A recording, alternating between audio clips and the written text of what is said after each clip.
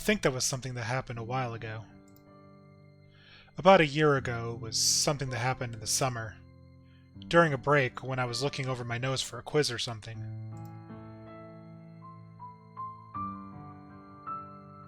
Hey you, keep this in mind. What?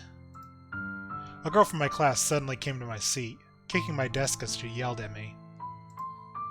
She was unexpectedly strong, the notes and stationery on my desk scattering about.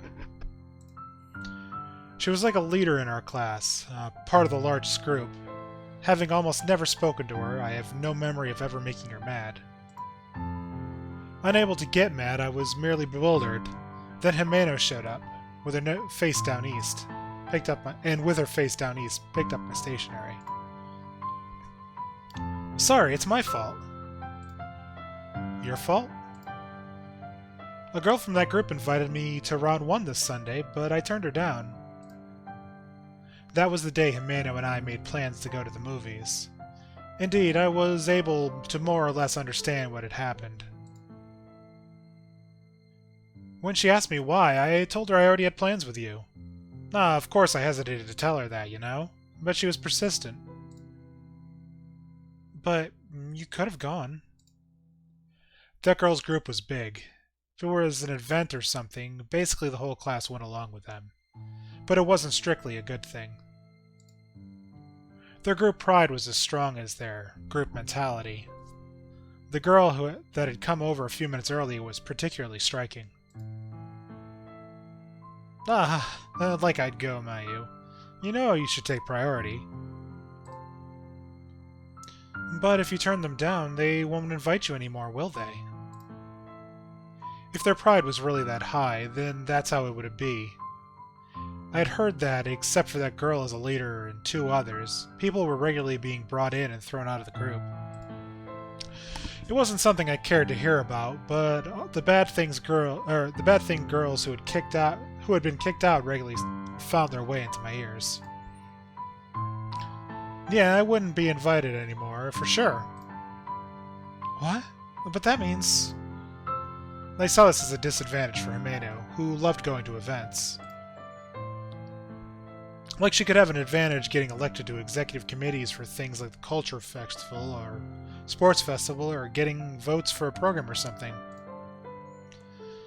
It may sound like a discussion of politics, but ever since reaching junior high, things have had this kind of mysterious flow to them. Anyway, I was the one who turned her down.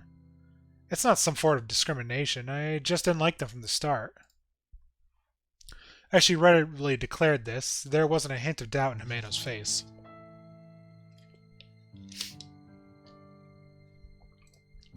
This kind of thing happened several more times until now. Cheerful and fun to be with, beautiful Himeno was also popular with our classmates. Since I was always with her, there was plenty of instances of jealousy. But from what I saw, Himeno didn't discriminate against anyone or try to butter them up. Just like with the girl from that group. I often asked Himeno, why are you friends with me? Is that really something you need to ask? More importantly, it's not like being your friend is some kind of favor. I'm your friend because it's fun, okay? Every time I asked, Himeno laughed it off. I really loved the smile she gave me at those times. Oh, I'm a little wrapped up. There we go.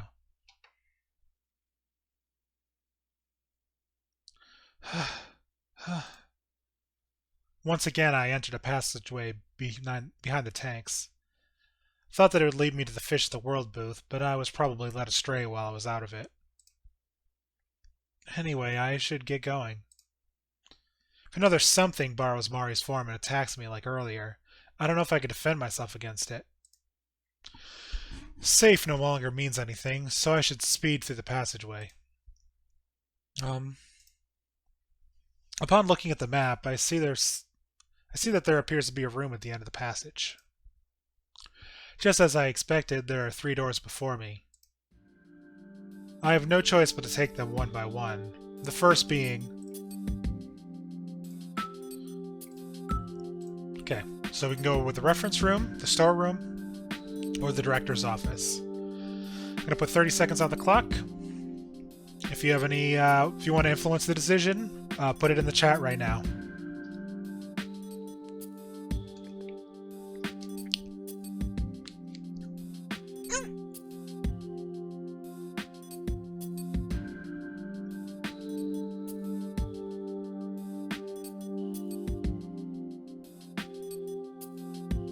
Alright, we have 5 seconds left.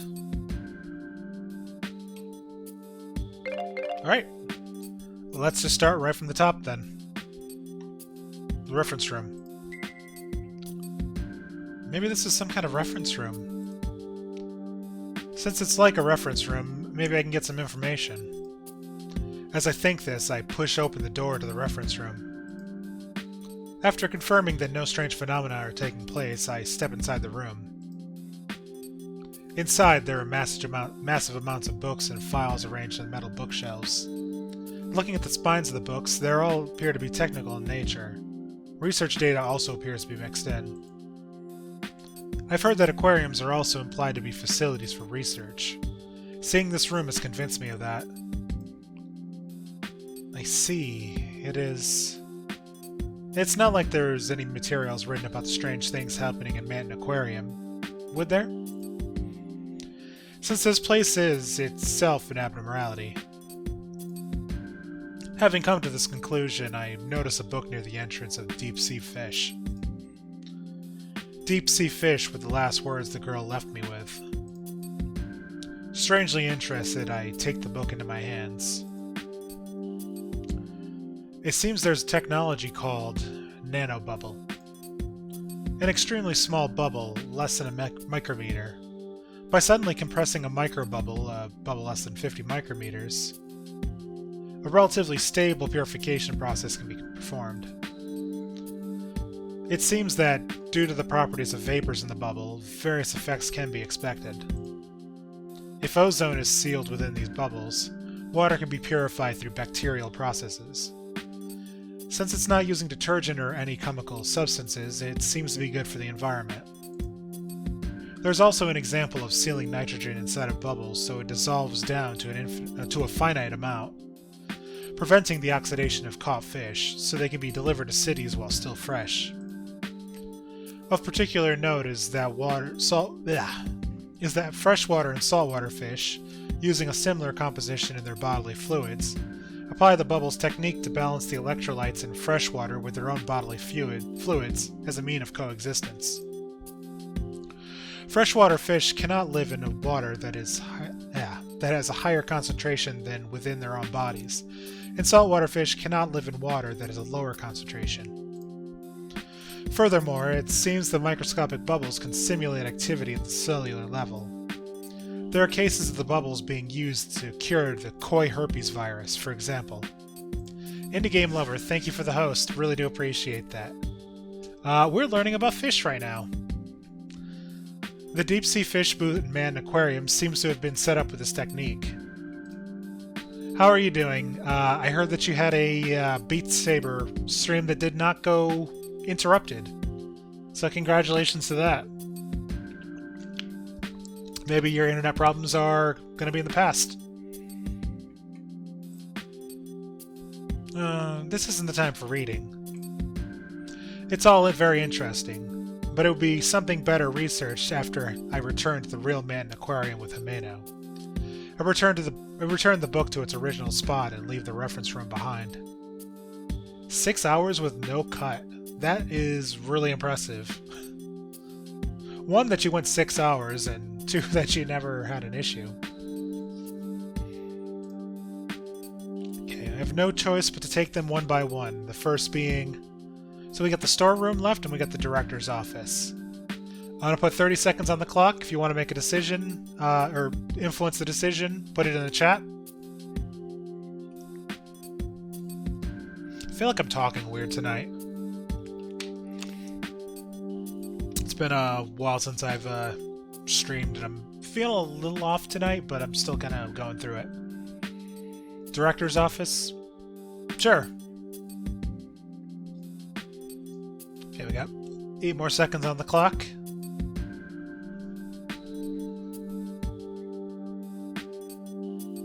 Alright, let's go with the director's office. Oh, let me save it first. Just in case. Just in case you happen to kill me, Andy. This is the director's office. I mumble while looking up at the words written on the sign above the door. This door's appearance differs greatly from the doors of the storeroom and reference room, with red ornaments decorating it. Even if there had been no sign, I would have known this door belonged to something important on first glance. The atmosphere from out here also seems to have a heavy air to it. It's as if I'm standing before a door of a school principal.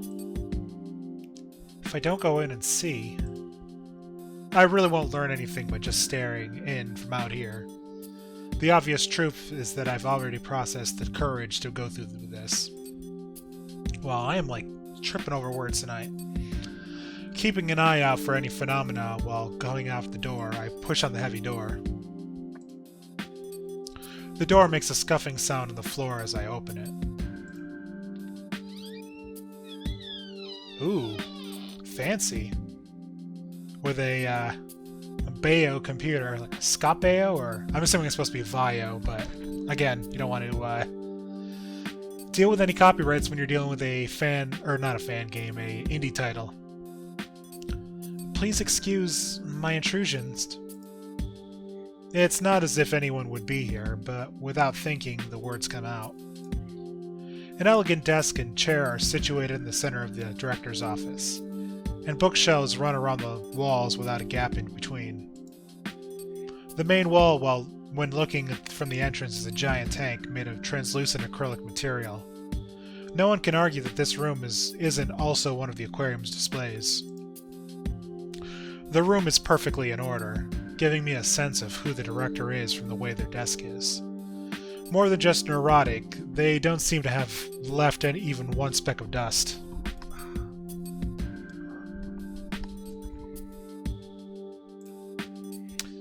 There doesn't seem to be anything particularly strange, does there? Just as I muttered this, I noticed a map on the top of the desk. In this neat and tidy room, only the top of the desk appears to be at work in progress. This is... After moving aside a book that seems to be in use as a weight, I find a map of the aquarium. This one is different from the one I picked up at the stage. The design seems older, and the publication date is from 5 years ago. 5 years ago. It's not as if I can ignore that number. It's when everything started for Man Aquarium, and for me. Inside the map, I discover one defining difference. The deep-sea fish booth. That place was closed down 5 years ago. Or that place that was closed down 5 years ago is recorded on this map.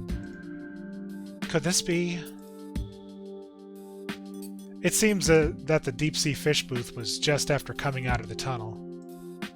However, it's strange. I'd been to that area several times, but there's only there's only a long wall. There's no trace of anything else. It seems that when it was closed down, they filled in the wall. It wasn't like that from the start. Questions rise from within me as I consider this. If where I am now is 5 years in the past, then I should be able to get to the deep-sea fish booth. This line. As I repeatedly look over the map, I spot one red line. The line extends from the deep-sea fish booth all the way up in a circle at the top of the map where there's nothing else. The staff passageway connects to the deep-sea fish booth. My idea seemingly confirmed, I nod without realizing it. The deep-sea fish booth is the only place in this aquarium I haven't seen yet. Surely Man Aquarium's secrets will be there. Just a little further and I can finally reach it. This is... As I trace my finger along the map, I mentally position the booths in the aquarium on it. Come out of the tunnel tank and turn right, and the Fish of the World booth should be there. Go in a straight line immediately after turning left to the passageway behind that. Then take another left and there's the director's office. In other words, if going straight through as the map says, this office is just past the tunnel tank. Behind the tunnel tank in the director's office is situated the deep-sea fish booth.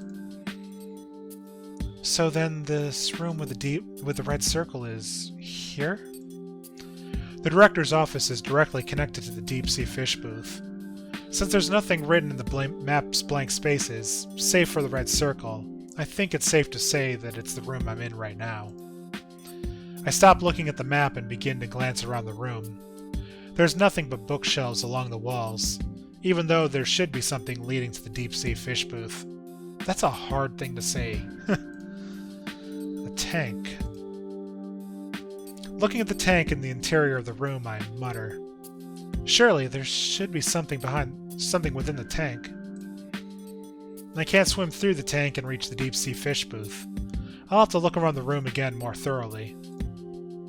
Just as I was about to look around the room, I spot a picture frame on the desk. It's of two people standing side by side, but it has probably been stretched from its original resolution, making it hard to clearly distinguish the faces. However, they're familiar. Ah. As I'm exploring the desk, I discover something of a metal frame below it. About 50 centimeters all around, the parts and materials on the inside are different. On one side of it, I find a collapsible handle. This is... I put my hand on the thing that looks like a handle with the intent to pull it out.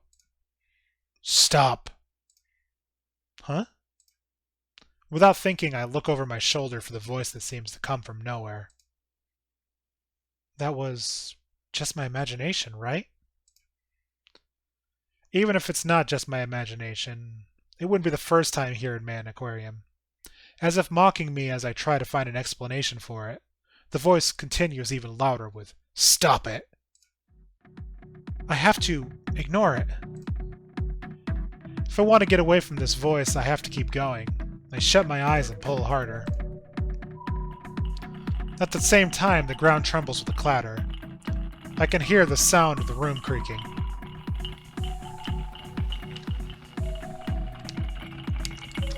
Oh, what did I break? I open my eyes and look at one of the legs in the desk. It's shaking. An earthquake? In a normal earthquake, I would stay under the desk, but right now I chose not to. I poke my head out to check on the rest of the room. The bookshelves, everything on top of the desk, even the water in the tank is shaking. Prepare myself for the possibility of the tank rupturing, but it's a needless worry. I become aware of one strange fact. This shaking isn't a natural phenomenon. Because the place where I'm standing isn't shaking at all. Leave! As the voice echoes, the shaking of the furniture grows stronger. Still, that's the only thing. Leave, now! The frequency of the voice echoing from nowhere, steadily increasing as well. I can't leave yet. Leave! I don't know if my words are getting through. As if in agreement, the vibration of the furniture grows more violent as the mysterious voice strength increases. I will leave. I am leaving. But I'll only leave with Himeno. Instinctively, I give voice to my determination. I have no choice but to move on.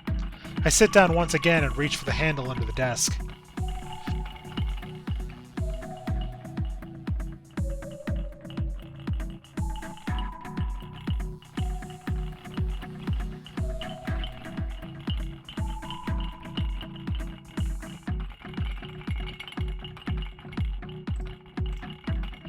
Ah! At that moment, my body is suddenly flipped backwards. It's not that I tumbled on my own, but it felt more like I was pulled back by an invisible hand. I won't give up. I won't give up. Leave! Leave! Leave! No, I won't! Once more, my face is placed close to the floor. My vision is concentrated on the small handle. My hand could easily reach it, but... My body is once again knocked back by this unknown force. It doesn't matter how many times It doesn't matter how many bad experiences I've had up to this point. Surely with just one more step I can reach this unknown territory. What if there's nothing there? No, there has to be. This force trying to stop me is proof of that. Even if there's nothing there, I will leave here, together with Himeno. I'm no longer the me who know nothing. Even if I have to drag Himeno behind me, I will find a safe way out, and leave this place, no matter what. So I absolutely must keep going. At that moment there's a pulsation. It isn't my heartbeat, the entire room pulsating with a loud thump. What? Is something else happening now? At that moment, the shaking of the furniture stops. In exchange, my own heart is pumping blood rapidly through my body with a ba-thump, ba-thump. All the lights in the room go out, and it becomes pitch black. I use my hands to feel for the handle of the floor. On the floor, but I can't seem to find it.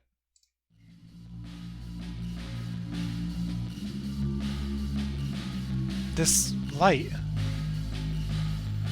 A phosphorescent red light begins to shine through the tank inside the director's office.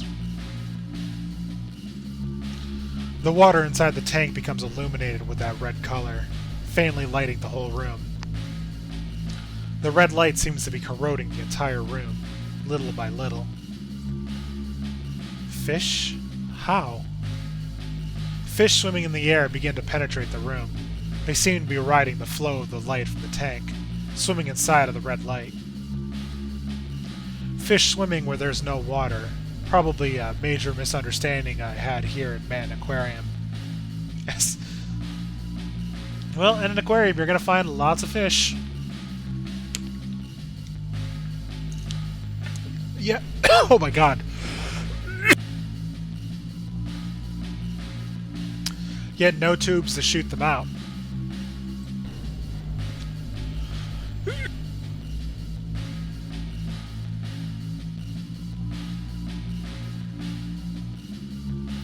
This red light is water. The room quickly fills with light.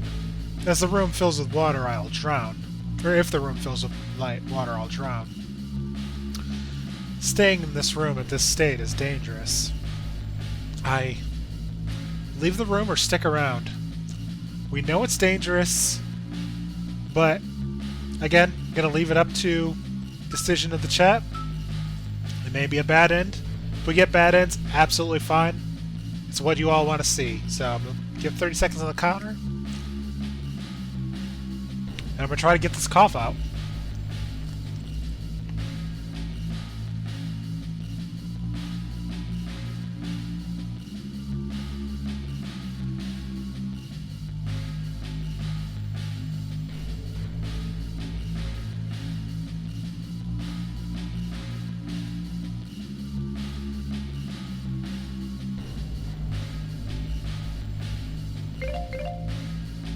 You know, it might be that my allergy pill is losing its effectiveness, and that's why I'm having trouble speaking.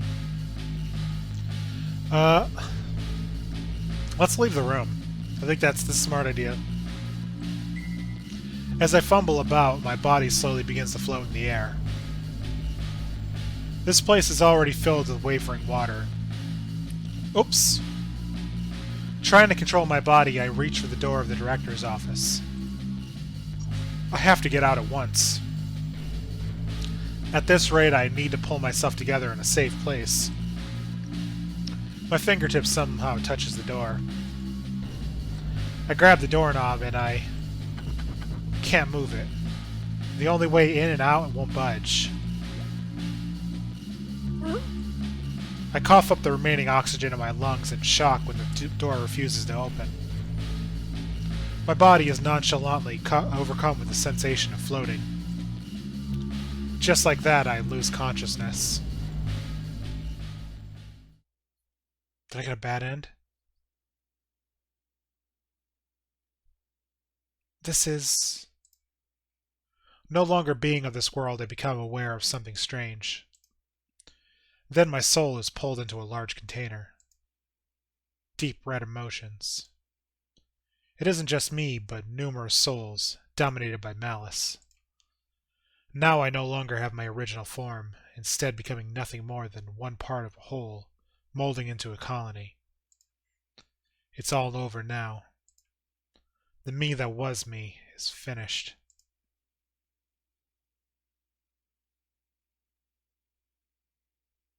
Bad end? Yep, bad end. Amongst the gears one. Okay, we'll try the other ending. Or we'll try the other route.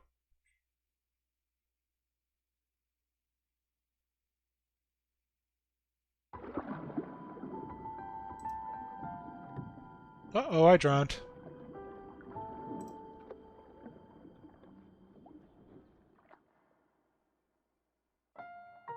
But I've been saving. I can quickly get to where I was.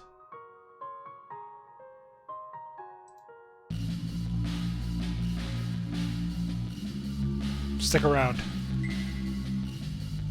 I can't give up. Courage springs up from within me. Yeah, I tried to escape the room and I drowned. If I'm gonna escape from this manned aquarium with Himeno, I have to overcome this obstacle. Going from midair to underwater, I have to overcome this nightmare trying to force me to drown to death. I've escaped so many times and been rescued from the brink of death. However, I won't lose anymore. The red light is eroding the room and numerous fish are swimming. When I saved that girl, I overcame a similar obstacle. By knowing something by chance at the creature's habitat, I was able to do something about the situation. However, I can't use the same method here. There are no machines, and there are too many varieties of fish to know about them. Moreover, I have to find a more basic solution. That girl, whose name I don't even know, she talked about a grudge. There were two cases, a murder investigation and a mass culling involving this malice. By a murder, could she have meant the director's accident or about Mari? Let's do a save. 30 seconds on the clock. Put your decisions in the chat.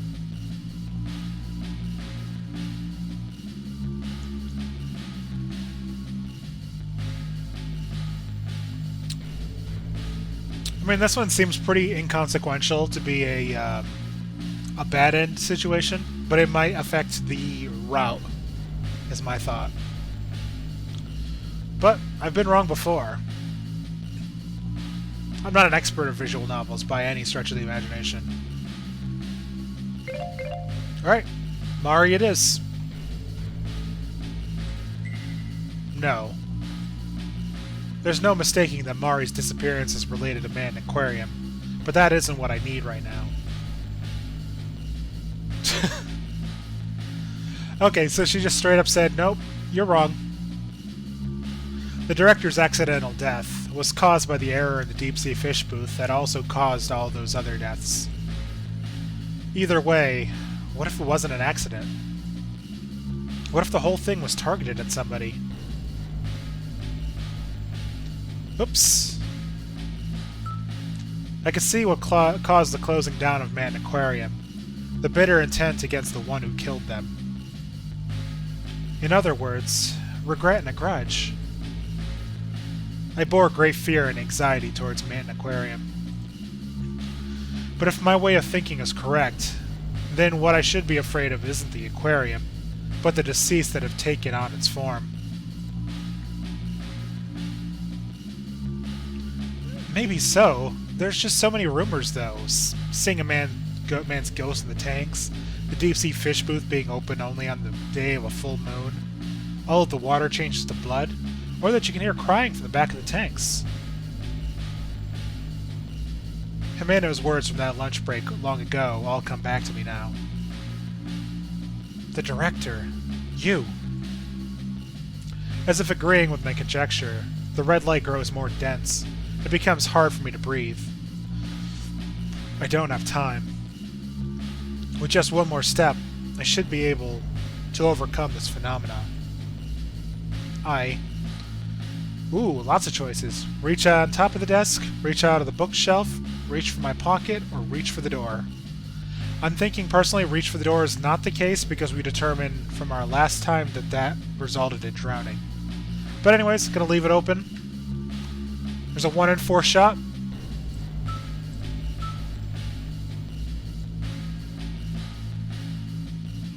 Bookshelf. Yeah, as I said, absolutely fine with the backseating on this one because it's a visual novel. Some of them have things you can determine to know that this is the right answer, but in a lot of cases it's really your best judgment.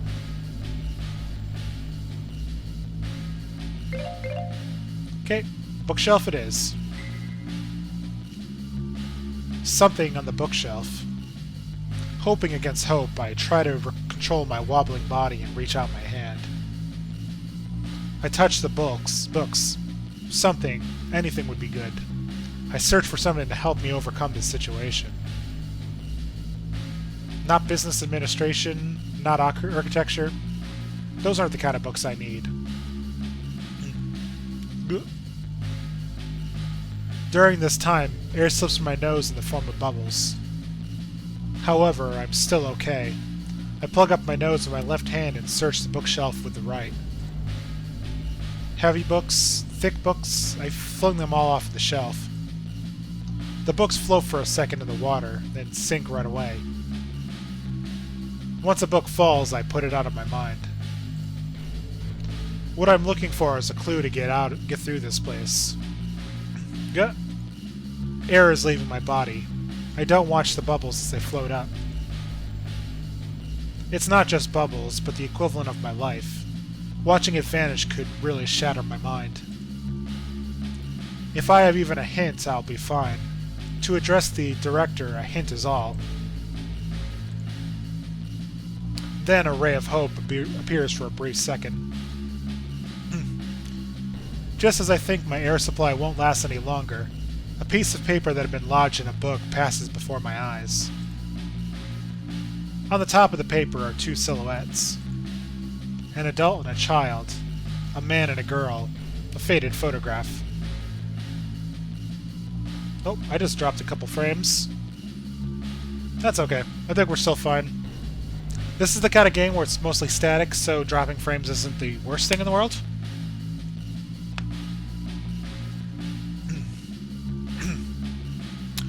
One of them is a man past middle age, wearing an impeccable suit.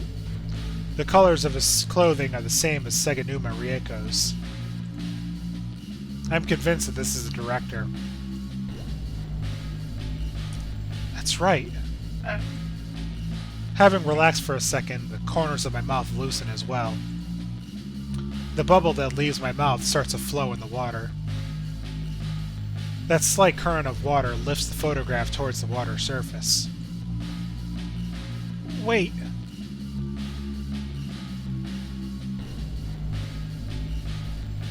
I can no longer continue breathing. That picture was my last clue. My last chance to speak with the resounding voice of the director.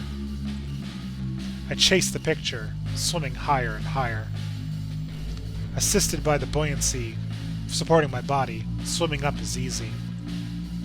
The picture is higher and higher still. With my right arm stretched out, I follow the picture towards the surface. As high as I can go. Huh? Was the room always this big? Unable to sense the ceiling, I keep going up through the water. The picture is very far away, disappearing as it goes higher and higher. Huh? What was it in that picture in the first place? My vision is nothing but deepest blue. My previous focus no longer visible. Huh? Is this enough? I should need oxygen. But right now I don't feel the slightest pain from being unable to breathe. Melting into the blue, my consciousness is freed. That's right. Long ago I became part of the wavering water's flow. Where did I begin and where do I end? Only the things I think are keeping me connected. That too will end. It's mysterious, or so that's how I feel.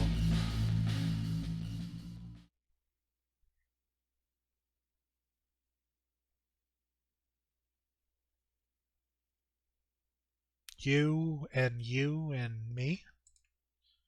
There's no difference between us, but we are one larger flow. Things we can feel are larger than we can ever imagine. Something is here. Carrying with it something I've lost. Some sort of form has come.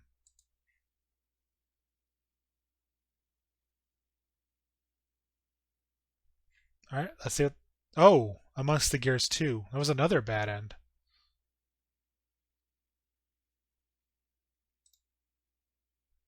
Alrighty then.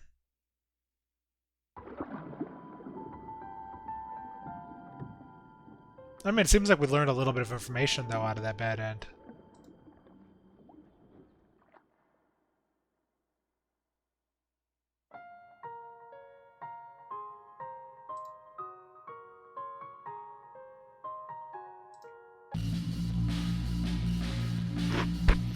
Alright, so bookshelf is out of the question. Top of the desk, or my pocket, or reach for the door. As I said, I think reach for the door is going to be instant death. So I'm leaning towards 1 or 3, leaving it up to the chat, though.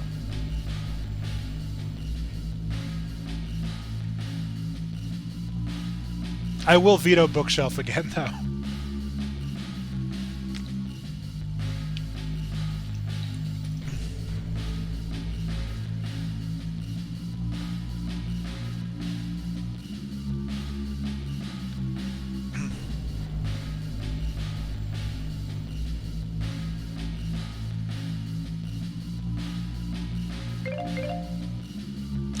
I'm gonna go with pocket this time. My own body has taken on buoyancy and is floating around. This entire room is now underwater.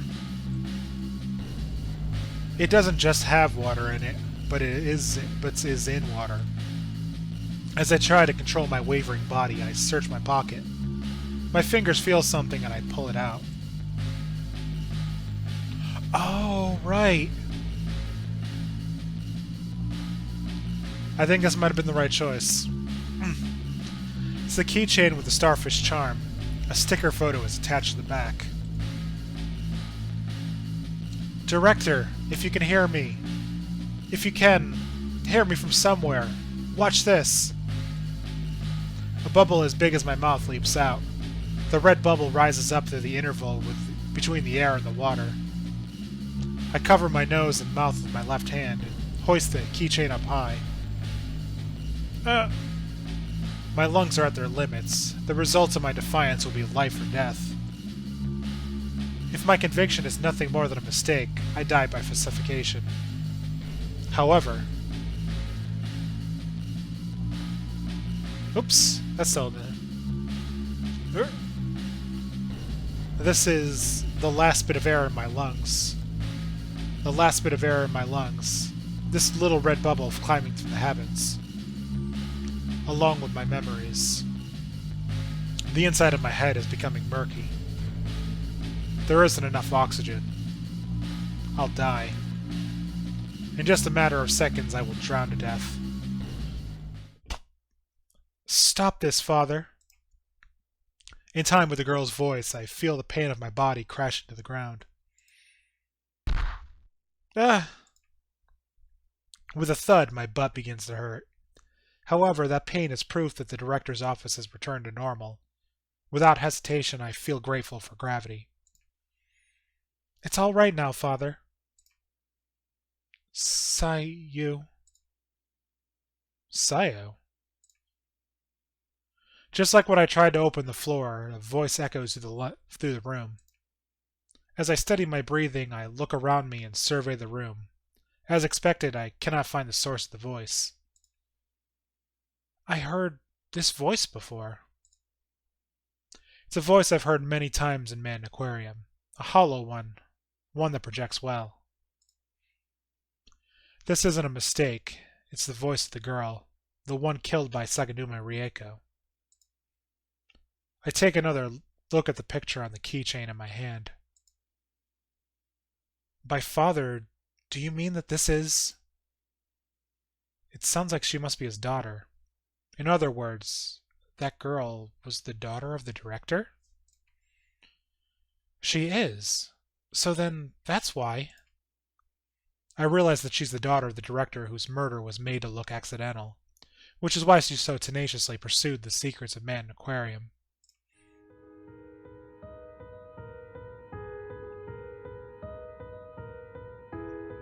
Along with surprise, I feel understanding. A blue light shines through the translucent tank. The ominous red light from earlier is no longer there.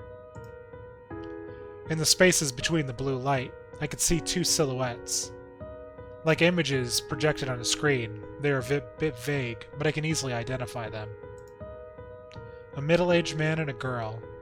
The two of them face each other in a pleasant manner. Sayo, you've gotten so big. The silhouette that appears to be the director says in a kind voice. I decide to watch the pair's conversation quietly for a bit, so as not to interrupt. You're making such a big deal of it. More importantly, I found her, the criminal who killed you. Sayo, you? Saganumi Rieko. I was killed by her as well, but after coming to Man Aquarium so many times, was finally able to confront him on my own, so I am more or less satisfied. Because of me, even you were. Sayo, I... Don't say any more. I have no regrets. So if you keep going, all of my efforts will be in vain. I lived and died solely for my objective. Sayo says in a cool voice. Talking about her objective even after her own death. What a tragic thing. Listening to Sayo's words, the director's mouth becomes a straight line as he looks down, holding back his regrets. Your face has changed so much in the last few hours. Huh? Me? Wow. Sayo shifts her gaze from the director to me. She turns her attention from the director and continues. The fact that you're not surprised to see a ghost really isn't normal, but I understand how you feel. Yeah, that's right. I suppose you could say I've gotten used to it. I wish I could have gotten to know your name. You never would tell me. It doesn't matter now, since I'm dead anyway. Even now, Sayo talks as if it's someone else's problem. The director at her side responds to the questions about her name. Sagaragi Sayo, that is the girl's full name. I am Sagaragi Isayo, Sayo's father and the director of Man Aquarium. So you're the director after all. It would probably be more accurate to say former. But it seems I've lost my sense of reason for a long time. I wonder why it is only now that I've regained my senses. Lost a sense of reason, he says, as if it's no longer the case. Nevertheless, his story seems to substantiate the theory that Man Aquarium gives form to grudges. Having returned to his senses, no strange phenomena should take place. On the contrary, I could say the earlier poltergeist phenomenon the director caused would also serve as proof, but I don't see any need to blame him. Wasn't it seeing Sayu-chan that returned you to your senses? Hey, stop adding Chan. I have a name too. I don't like it. And then it's Sayo. You have a name too. Mayumi. So stop with the hey, or I have a name too. Mayumi. So stop with the hey and you stuff. Sayo breathes an affected sigh, then continues talking. She looks listless, but somehow it seems like she's smiling. If your conjecture is right, Mayumi, then I'll probably be glad. Conjecture? That I returned my father to his senses. Fool. Is there anything to be happy about? If you haven't died, you wouldn't have met me. My beloved daughter, dead because of me. Is there really anything to be happy about? Father, calm down. You'll make an aquarium get weird again. I misjudged you, Sayo. I thought you were amazing because you were steadfast in your determination and your resolve, but I labeled you a cold girl. Really, you were kind. Tears faintly gather in the director's eyes. If demons can have tears in their eyes, then ghosts can cry. That's why they call it infectious crying, I suppose. Even as I watch the two of them, the corner of my eye becomes hot. The exchange between the two of them is so natural. It is the rhythm of a conversation between parent and child. It's something that won't happen again for them. I'm sorry. I couldn't save you. I saw you, Sayo. At the moment you got killed. I couldn't save you. I... Don't worry about it. It's a result of my own faltering. It isn't your fault, Mayumi. But... Don't you have someone you need to save? If so, you can't waver. Sayo, you've matured. You've become able to encourage others. Be quiet, Father. Well, I'm glad you were killed by my father. You've grown up, Sayo. The air surrounding them warms my heart, but the realization that there's nothing more than a transient moment causes my chest to tighten. Huh? You too. Suddenly, the blue light changes to white. It floods the room like a fluorescent bulb, gradually growing stronger. Without realizing it, I narrow my eyes. What's happened? All of a sudden? Who knows? Maybe we're crossing over. I'm satisfied, knowing who the killer is. What? But wait, just a bit. Crossing over. No longer having any attachment to this world. Sayo has achieved her goal. She and the director have miraculously reunited after overcoming space and time. No. I cry out from the bottom of my heart. However, I can't give that scream voice, because Sayo knows my resolve. I don't want her to see me acting uncool, because even though Sayo is dead, she's cheering me on. Mayumi-kan, was it? Before I disappear, I will tell you what I know. Even so, many events right before and after my death are vague. This is much too soon. Will you really disappear? My soul was originally supposed to cross over 5 years ago. Being able to cross over in and of itself is something to be happy about.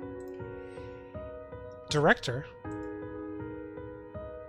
I don't want to cause any trouble like Father did. I just want to go right away. Before our souls are taken.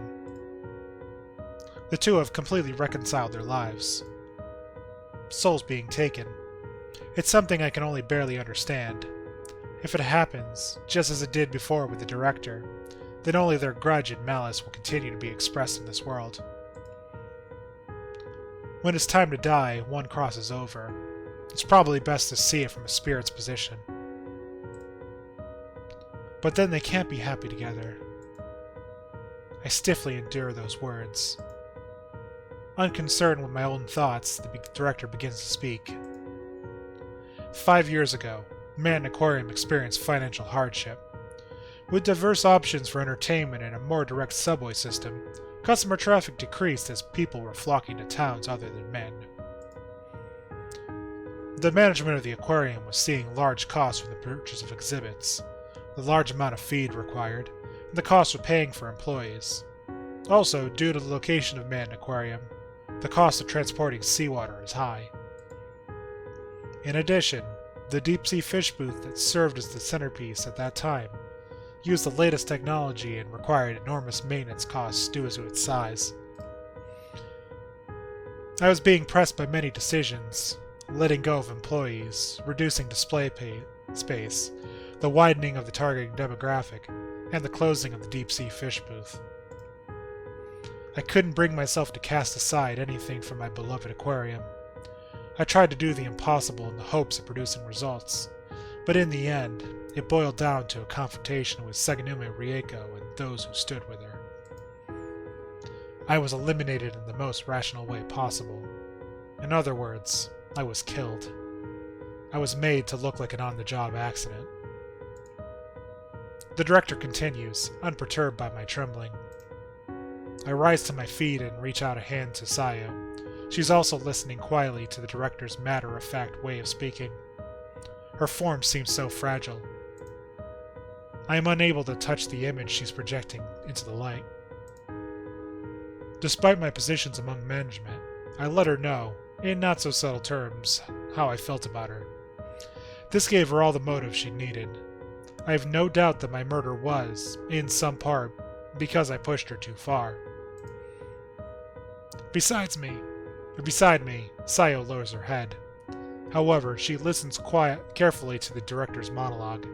I study the director's face and wait for the rest of the story. Then Saganuma Rieko sent all the fish into the deep-sea fish booth to their deaths.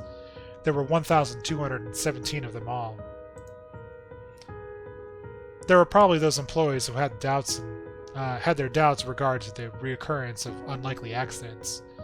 Those that knew even the slightest bit about our management stuck their heads in the sand and just dismissed this as cost-cutting in some way. That's awful. By all rights, it's something Father should consider as a manager. Yes, at times, such a thing becomes necessary. Saganuma Rieko held neither reverence nor regret towards the fish she, as human, killed. She probably smiled while killing them, forced them to bear the brunt of her rage and grudge against me. My soul was already here. It's hard to put into words, but I'm what you call a jibakure? A spirit bound to this place. Sympathizing with the souls of all those fish, I offered up my soul to Man Aquarium. So then, the grudge you and the fish bore created the world I'm in now? The director nods with a serious face. I instinctively swallow. The Red Man Aquarium, I've taken to calling it that. Without regard for when, they took vengeance to dispel their regrets. It didn't matter if it involved people or fish, they merely turned to anger. There was nothing I could do. As a human with independent will and emotions, my soul was the cornerstone, but the fish were the ones that ruled Man Aquarium. There was no distinction for the value of life. The thousands of fish spirits overpowered my own sense of reasoning. Then why now? I'm sorry, I don't clearly understand it either.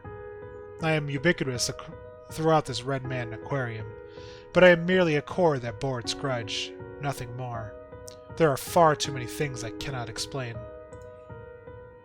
But if I were to venture a guess, I would think that the reunion with Sayo has led my soul to stop producing negative emotions. Beyond becoming useless, I was probably ejected from the Red Man Aquarium. Theories and such probably don't matter. Mayumi-kun. It is thanks to you bringing Sayo and I together that this miracle occurred. I don't need any further explanation than that. The director smiles peacefully.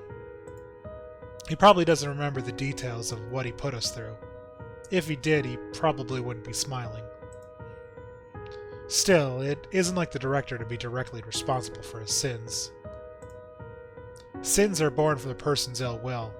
If I trust the director's words, then this isn't the case here. It isn't in me to bear hatred for something with no form. A cornerstone. Having lost me, the one directing the malice, the fish spirits should also disappear. They should cross over. The director says in a relaxed tone after some thought.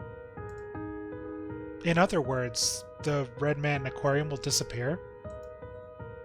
If my theory is correct, then that should be what happens. In turn, with my soul's disappearance, the Red Man Aquarium should begin to crumble. This isn't something I know for sure, merely a hunch, but it seems I am part of Man Aquarium after all. Please don't lament the fact that I will disappear. It was your courage that rescued us from this place. This Red Man Aquarium. I didn't save you. The words of my denial won't come out. Surely the director is satisfied anyway. After having a soul bound for 5 years and squeezed for every drop of malice, just releasing him was saving him, so I can't dilute that fact. Before we part ways, I'll return this to you. This keychain. Sayo hands me a keychain. It is a droplet-shaped keychain, one with a jellyfish attached. It is unmistakably the keychain from my memories. Why, Sayo?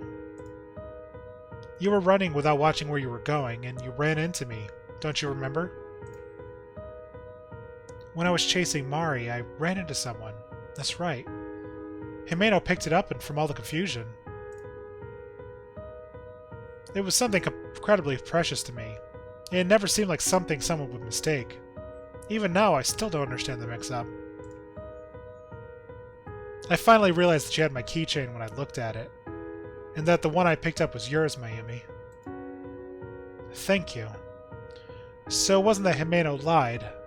The mix-up was because there were 2 lookalikes.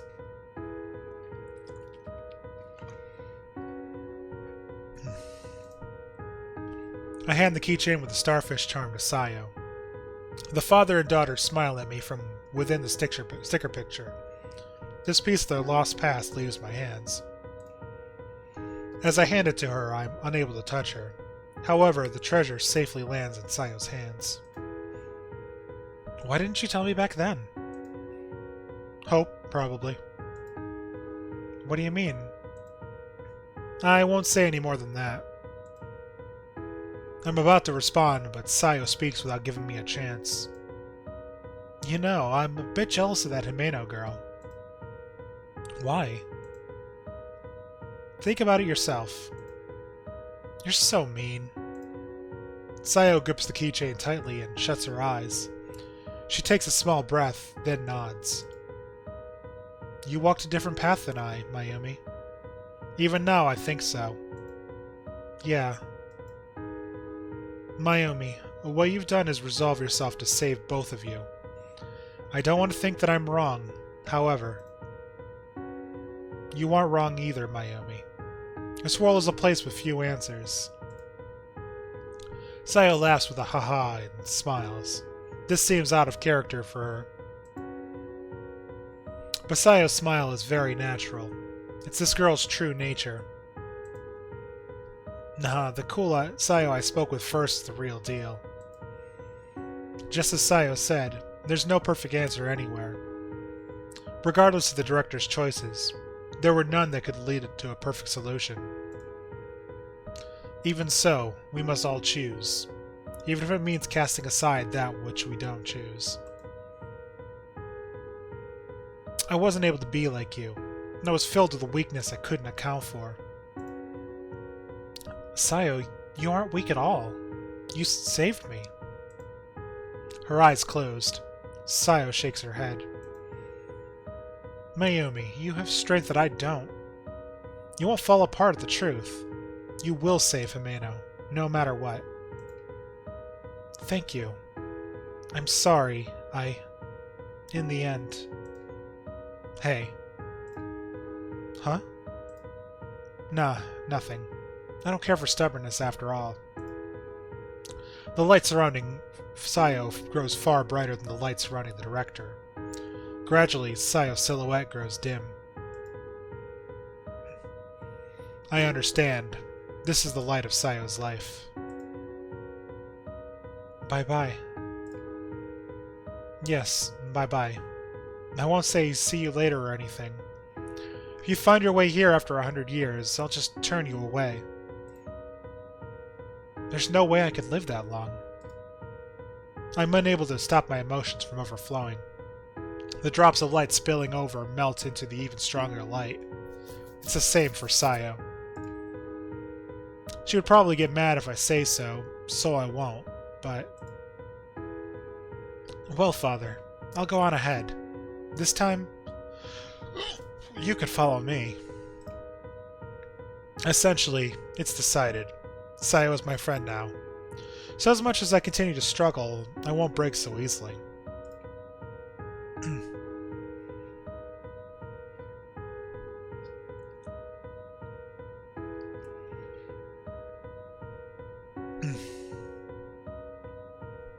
By the time I've wiped away my tears, Sayo's light has already vanished. The director closes his eyes and begins to pray. Seeing me stand up, he quietly opens his mouth. I don't know exactly what will happen when this place crumbles. Before it happens, I think it's best that you get out of Man Aquarium. I want to ask you about Saganuma, Rieko-san. She's still alive in this aquarium, isn't she? The woman who killed not just the director, but his daughter too. Her insane smile is etched in my mind and won't disappear. She shouldn't be living, and I can't remember it clearly. But I do know this. Man Aquarium did exact its vengeance on her. If she's still here in the aquarium, then she's nothing other than a ghost. She's a captive soul, bound here by the grudge and malice that pervades this place. If so, when this place crumbles, she'll disappear as well. You needn't worry. I don't need to worry. Is that true? Those things left behind in time will not change. I understand. That and... Yes, what is it? You didn't see a girl called Mari somewhere, did you? She looks a little like Sayo when she was a child. Perhaps, like you, she became a spirit and is in this Man Aquarium. I've asked the disappearing director something that has caught his attention. If he is one with Man Aquarium, then perhaps he does know something. However, that hope is quickly dashed. I do not know. Ever since my death, my mind has become rather vague and fragmented. Is that so? However, as it is vague, I cannot definitively say that she isn't here. In the deep-sea fish booth where I lost my life, there may be some truth that even I don't know. Speaking of which, Director, when you were under the influence of the grudge, you told me to leave. Did you understand deep down in the Did you understand somewhere deep down the danger of this place when you were killed? I wonder. Honestly, I don't know. Well then, it seems like the time has come. Director? I can no longer stay here. I realize it may be irresponsible. However, it seems it's alone I cannot fight. In this world, there are powers that go beyond human understanding. Please, wait! If I wait too much longer, I won't be able to follow Sayo. When I reach the other side, I will pray for you, that you will be saved and blessed. And with that, the director and Sayo are gone.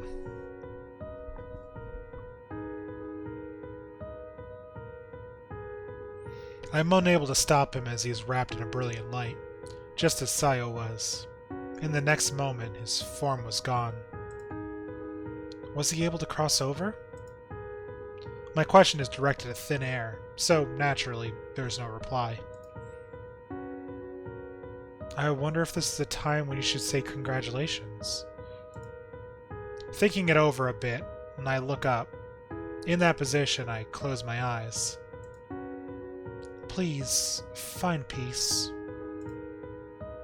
Before I realize it, I'm alone again, but it's alright.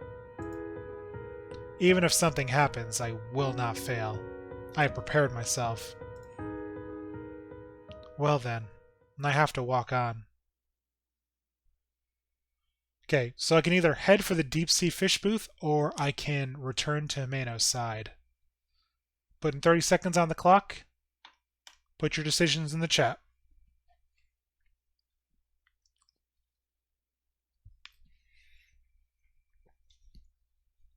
Let me do a quick save.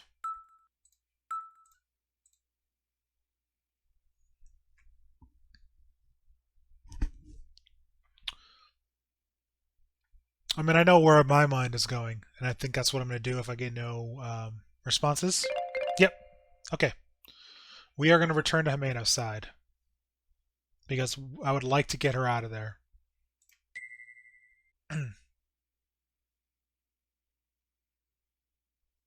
Huh. Huh. I've run all over Man and Aquarium, returning to the stage. You. Having reached the shed on the edge, I caress Himeno's form as she lies on her back. She's alive. For that alone, I'm incredibly happy. Huh? Are you okay? Her face red and feverish. Himeno seems to be suffering. There seems to be some change. She's no longer spewing out the parasites that were consuming her body.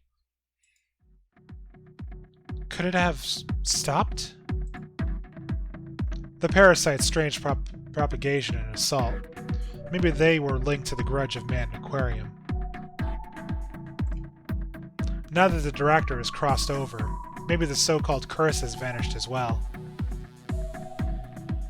In other words, at this point Himeno has been freed from this absurdity. Now all that is left is to get her out of here, take her to the hospital, get her on an IV and restore her strength.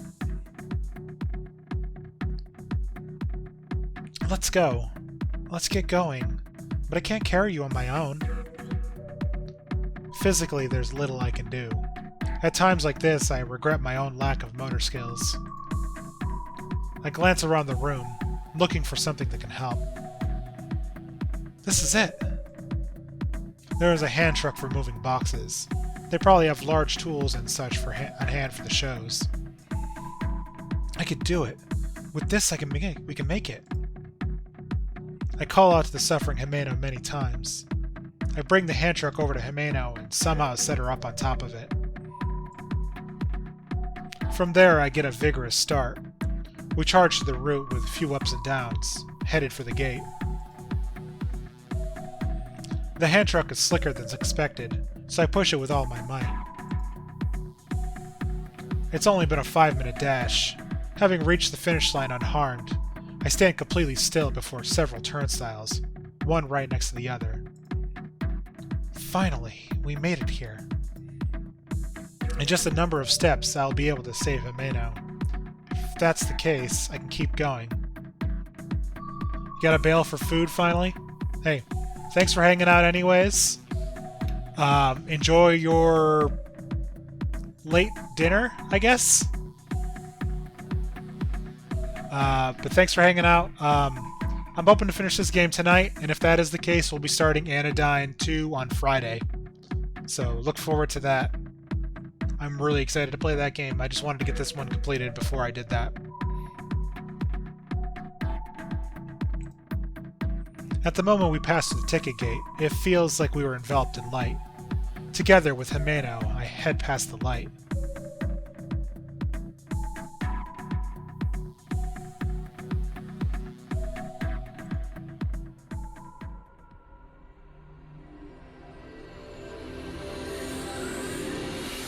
NVIDIA?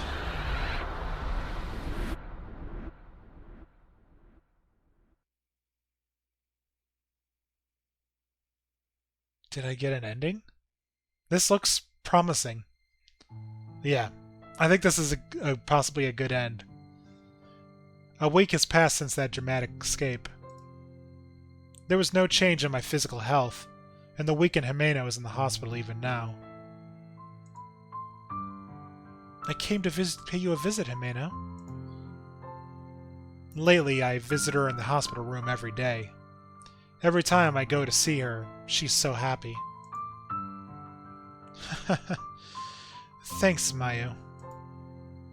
Looking at the sickly Himeno was painful. If I could, I'd get her out of the hospital right away. Well, it seems like they have to keep me a little longer for observation. So just wait a little longer. Lying on the bed, Himeno smiles at me.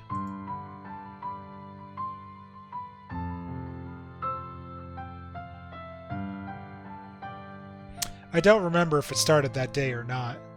Despite the fact that she is hospitalized, Himeno's condition has deteriorated.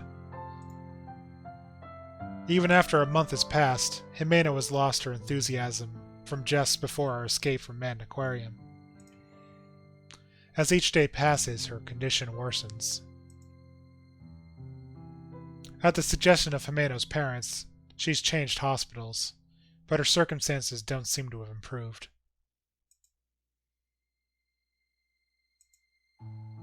Himeno. I don't know how much time has passed. It's probably been half a year since we escaped from Red Man Aquarium. The amount of words Himeno says has drastically decreased, and has become difficult for her to eat on her own.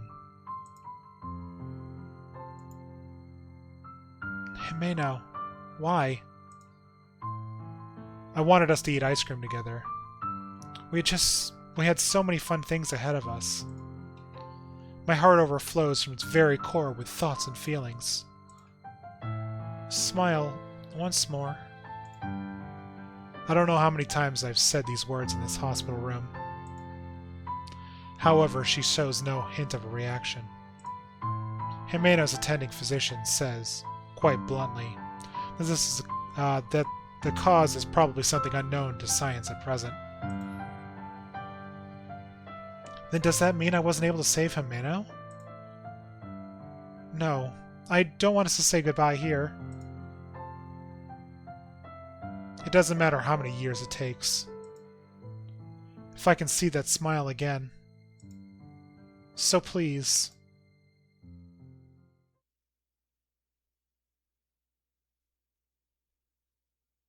Where salvation lies. Ah, is that another bad end? Damn it.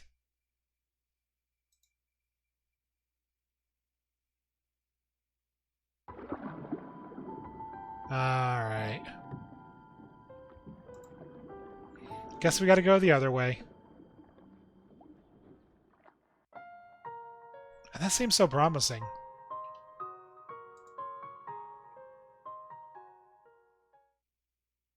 Deep-sea fish booth it is. I reach for the small handle under the director's desk. Wait just a little longer, Himeno. I have no time, but that means I'll have to be all the more careful. In a way, this is Man Aquarium's final puzzle. The closed-down deep-sea fish booth. Everything will be settled there. There has to be an end to the Man Aquarium. Embracing the vigor in my chest, I pull open the small door.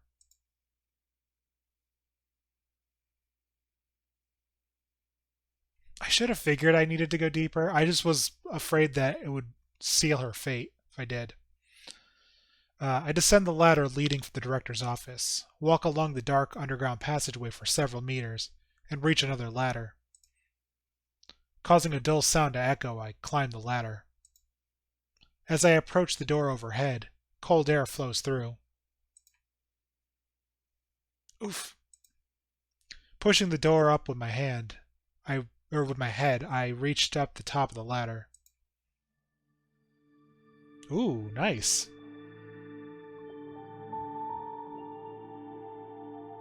I like it.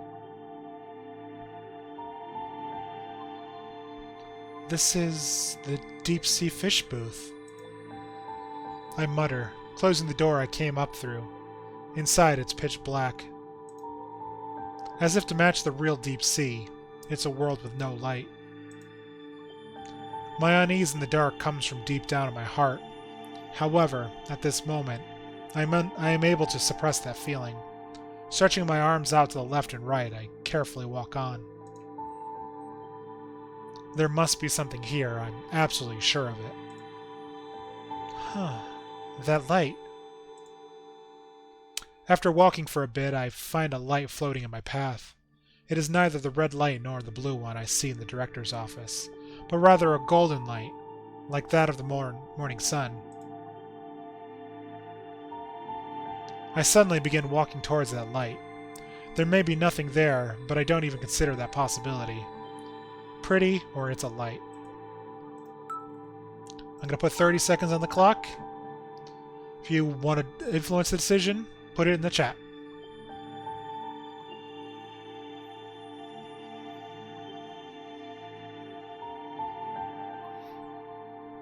I mean, realistically, this is probably one that has no bearing besides just dialogue.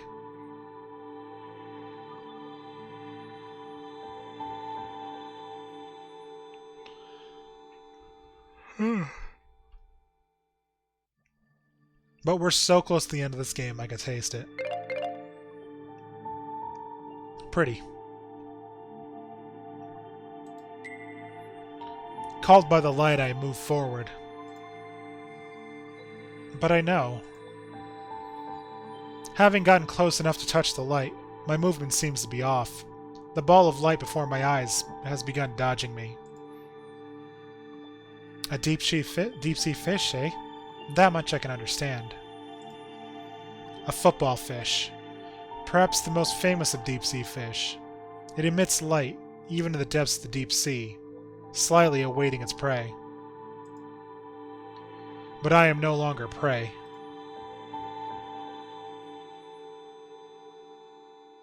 Passing the light as if something had been blown open, as things begin to flicker throughout the room. Yellow lights, blue lights, even red lights. They all rush around the room like fibers. All of the lights waver like the surface of the water.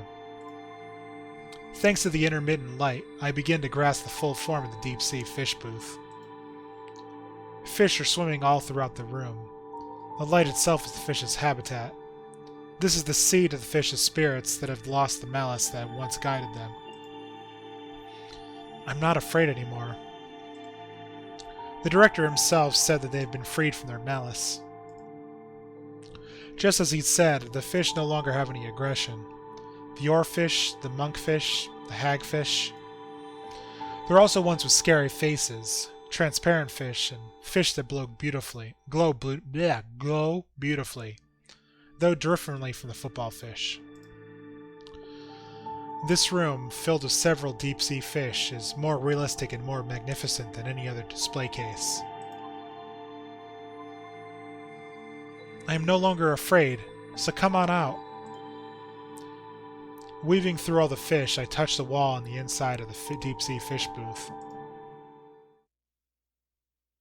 Mari!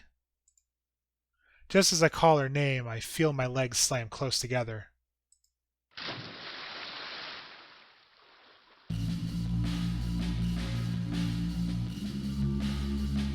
Huh?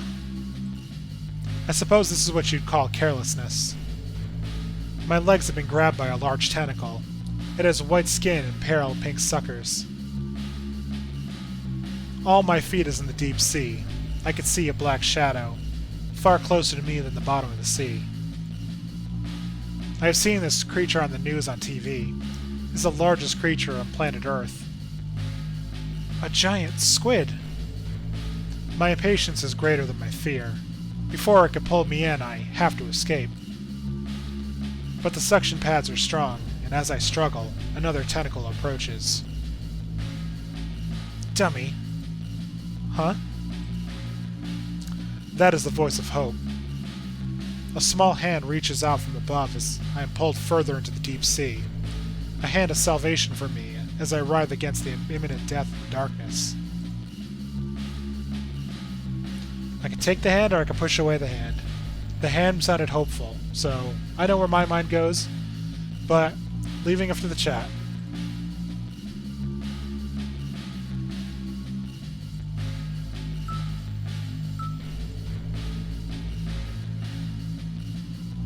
I think if I push away the hand, it's probably going to kill me, but if I take it, I think it's our sister, is my guess. But again, completely guess. It's not like the game tells you, or there's like puzzles. Take the hand. Big sister, if you go away before we can make up, I really will hate you. I'm not going anywhere. First, I grasp her hand tightly with my right hand. As such a miracle, I begin to feel my zeal returning. Next, I grab that little hand in my left hand. I can feel my energy growing stronger. I am pulled up with a great amount of power. It isn't just the owner of the voice's strength either. I can feel the intervention of a miraculous amount of power. With just that, the tentacles that hold my legs have refused. The tentacles that hold my legs and have refused to let go are easily peeled away. Ow! Pulled from the darkness, I land on my backside. She's always landing on her butt. I don't know how many times today I have fallen down. Please cut it out. The bones on my butt feel like they can break. This is no time for such carefree thoughts. I've ended up in the deep-sea fish booth once more. This room with so many types of fish just swimming about. She is here. I puff out my cheeks, place my hands on my hips, and push myself forward with my palms.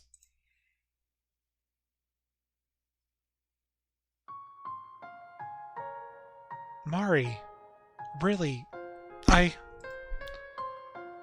Huh? Who are you? I thought you were my big sister, but you're grown up. Looking at me as I lift my head is a girl with long hair. Mari is looking down at me. It's me, Nakanomi Mayumi, your big sister. Yup, I'm not wrong after all. You're grown up, but you're my big sister. It wouldn't be surprising for her not to recognize it. In the 5 years that have passed, as if I've been going through a growth spurt, I've grown quite noticeably. I cut my hair that was, at the time, as long as Mari's, and my looks and my body have become a little more mature. But Mari is laughing and nodding. She called me Big Sister. I've been looking for you this whole time, Big Sister. Since you got lost, I thought I should find you, Big Sister. The whole time. I realized that Mari's voice has an echo to it. It isn't because of the room we're in. It's probably due to the light shining through Mari's silhouette. I saw something scary. A lady with a scary face wouldn't let the man who looked worried get out of the water. She was drowning him. Oh, so she witnessed the drowning and probably got killed herself. And that's why she never came back. A lady, a man. Could that be the director in Saganumi Rieko? I got so scared and I ran away, but this lady chased after me. Saganuma Rieko. Mari, she... I ran and ran. I hid myself in some sort of box. Oops. I thought about how I wanted to see you, and I stayed there the whole time. Then suddenly, the whole place was filled with water, and I went to sleep. Mari, I'm sorry I couldn't save you. Having witnessed the scene of a murder, Mari ran away within an aquarium as Saganumi Rieko pursued her. Then she ended up in some empty tank that was filled with water. And then she... Was it an accident? Was Saganumi Rieko's doing? Or could it have possibly been she slipped into Red Man Aquarium? In this world of strange phenomena, Mari herself probably doesn't even know. The one truth is that Mari's life was brought to an end. After that, why did you come back here? I don't know. I drifted, sleeping the whole time. Then I thought you had come, so I woke myself up. Mari, you're dead, aren't you? I say these words, enduring the pain in my heart. It feels like I have no choice but to say them. Yes. Sorry, big sister. The one who should apologize is me. I had no idea you faced something so terrible, and I wasn't able to save you. Even though you waited here for me, I couldn't save you. That's right. Geez. 'Cause you always get lost. Big sister, are you crying? Mari says this to me in an innocent voice. I'm not crying. I am her big sister. Her big sister, 5 years her senior. So then I can't cry. Mari is smiling so broadly. I can't let her see me do anything as uncool as crying. Finally, I was able to see Mari. Finally, I was able to reunite with Mari. No matter what form she takes, this isn't supposed to be a sad thing, isn't it? Well, I'm going now. To where? I don't know. But this cradle where I've been sleeping feels as if it's slowly disappearing. That's why I feel somehow I'm not supposed to be here anymore. Mari, thank you for saving me. I was unable to save Mari, but even so, Mari brought me through my own crisis. I'm pretty pathetic for a big sister, huh? No, after all, you came to see me, didn't you? Yeah. Man, Aquarium's final truth. For me, that would be Mari's death. I realized this a long time ago, honestly, but I was unable to accept it and let it go so easily.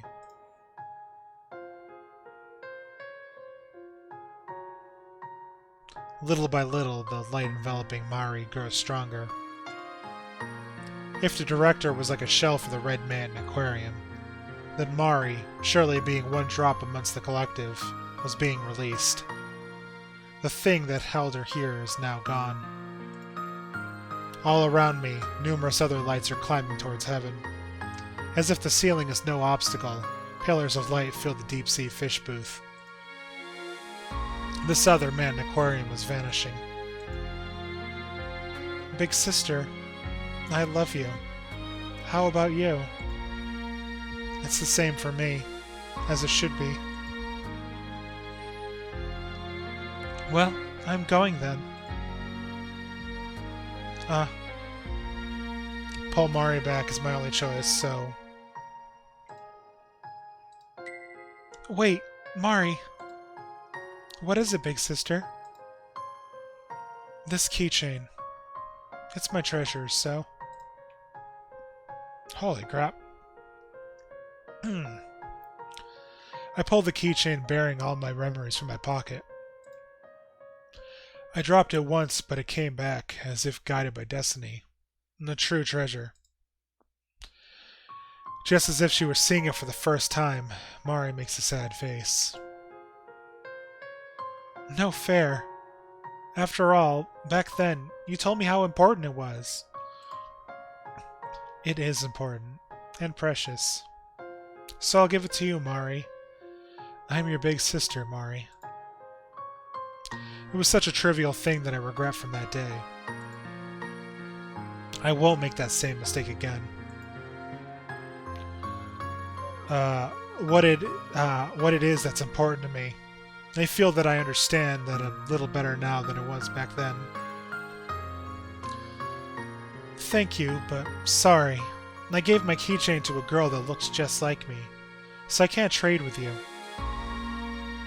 A faint band of light peers in Mari's eyes. Illuminated by the numerous twinkling lights, Mari is so pretty. It's all right. In sync with my words, I rub Mari's head. I cannot touch her long hair, but even so I embrace Mari. I know that girl. She's a friend of mine. Well then, I'll treasure it, no matter what. Okay.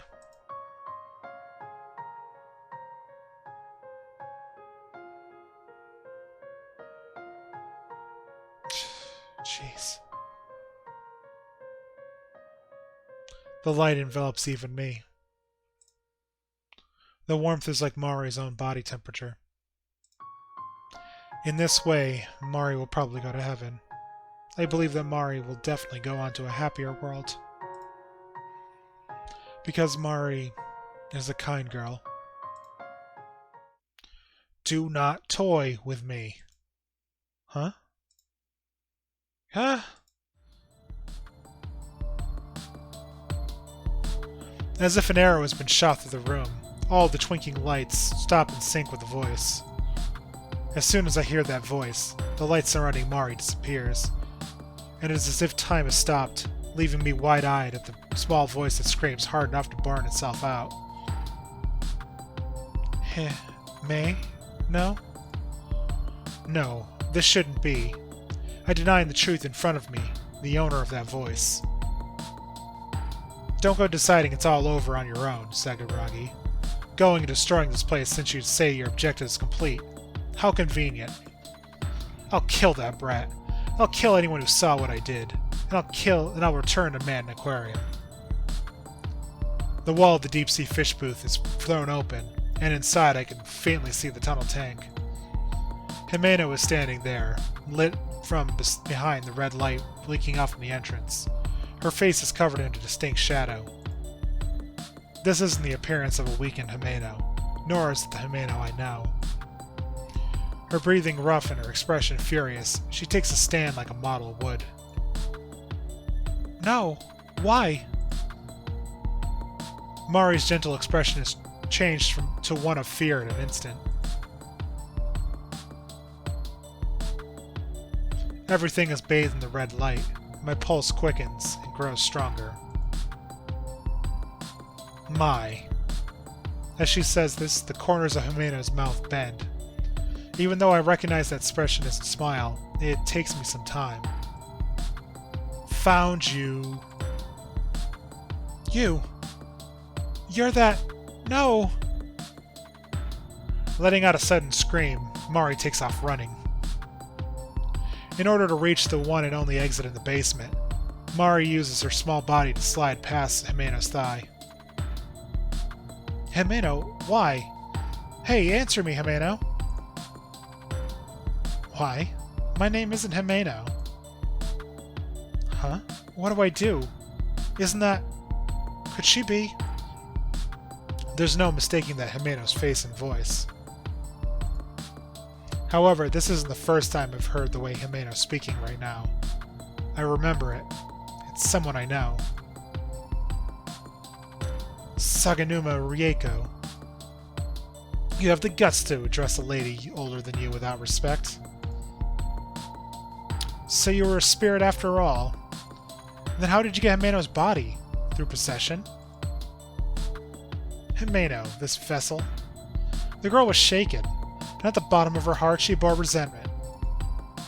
Resentment? Yes. That's the one who left her all alone. And that would be you, Nakanomi Mayumi-san. Himeno resented? Himeno gives a sly grill. No, sly grill? Sly grin. No, the one in front of me isn't Himeno. It isn't. But I came all the way here for Himeno. I followed that brat to kill her, but I slipped from a machine and died, so I was unable to finish the job. If I can't get rid of my worries, I cannot rest easily. Sleep deprivation is the enemy of a woman's complexion. What? But you were already dead, aren't you? If she weren't dead, she couldn't possess Himeno like this. It doesn't matter. I will use this girl's soul, and, this time, create my version of Man Aquarium. There I will resume my peaceful existence. If you're... wow. If you're dragging Himeno through it, then it's all wrong, isn't it? My soul is nothing more than a droplet within Man Aquarium. Just as I'm released, I'm pulled back in. My soul alone can't create Man Aquarium. I need something not linked to this place or the other souls, so I'll use this girl's soul. Then isn't that enough? Maria's already... It doesn't matter. I will kill that child. If I don't, I cannot move forward. There's nothing more for you to move forward to. With a twisted expression, Himeno clicks her tongue with a... No, that's not Himeno. Himeno would never make that face. I'll go ahead and say this. But it's because this vessel has its own will that I'm like this. The reason I hate you is because of a vector of malice from within. That's a lie. Mayu, I hate you. What?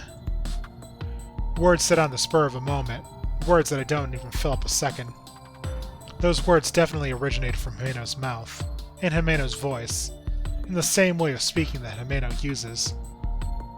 Seganuma Rieko spins her body around, and with the sound of her heels going clack, clack, clack, leaves the deep-sea fish booth behind. She begins walking into an aquarium that is now corroded with red. Stupid. Himeno, you idiot. Feeling nauseated, I say that over and over. That's why I'll save you, no matter what. I don't care if Himeno does hate me, because I love her.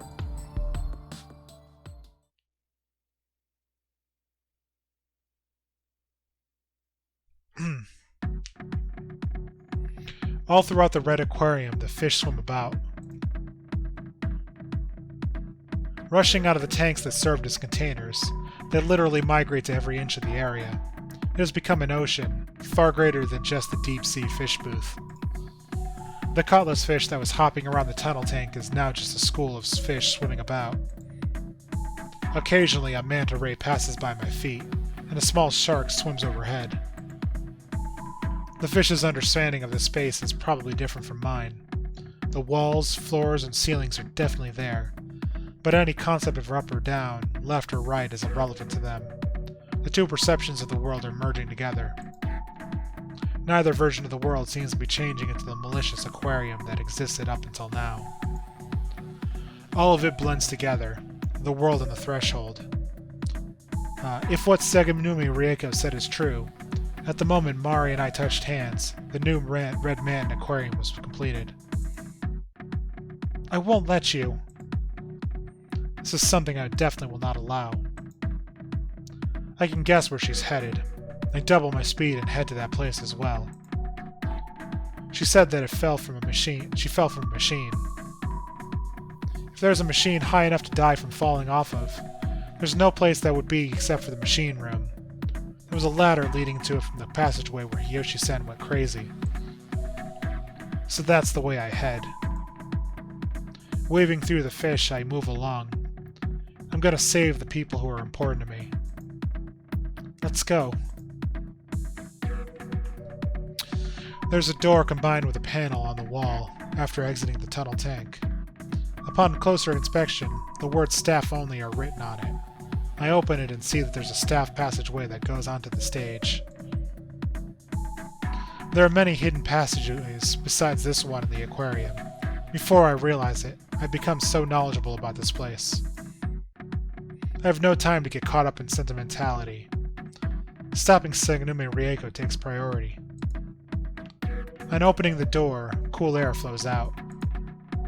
Just to be safe, I look around, but there's no sign of Hiyoshi-san. The time axis may still be changing every time someone passes through a door, but I don't sense any strange phenomena in this dead silence of a passageway, so all that is left is to move on. Himeno! Though I call out in a loud voice, I get no response. Himeno! Mari! Where are you?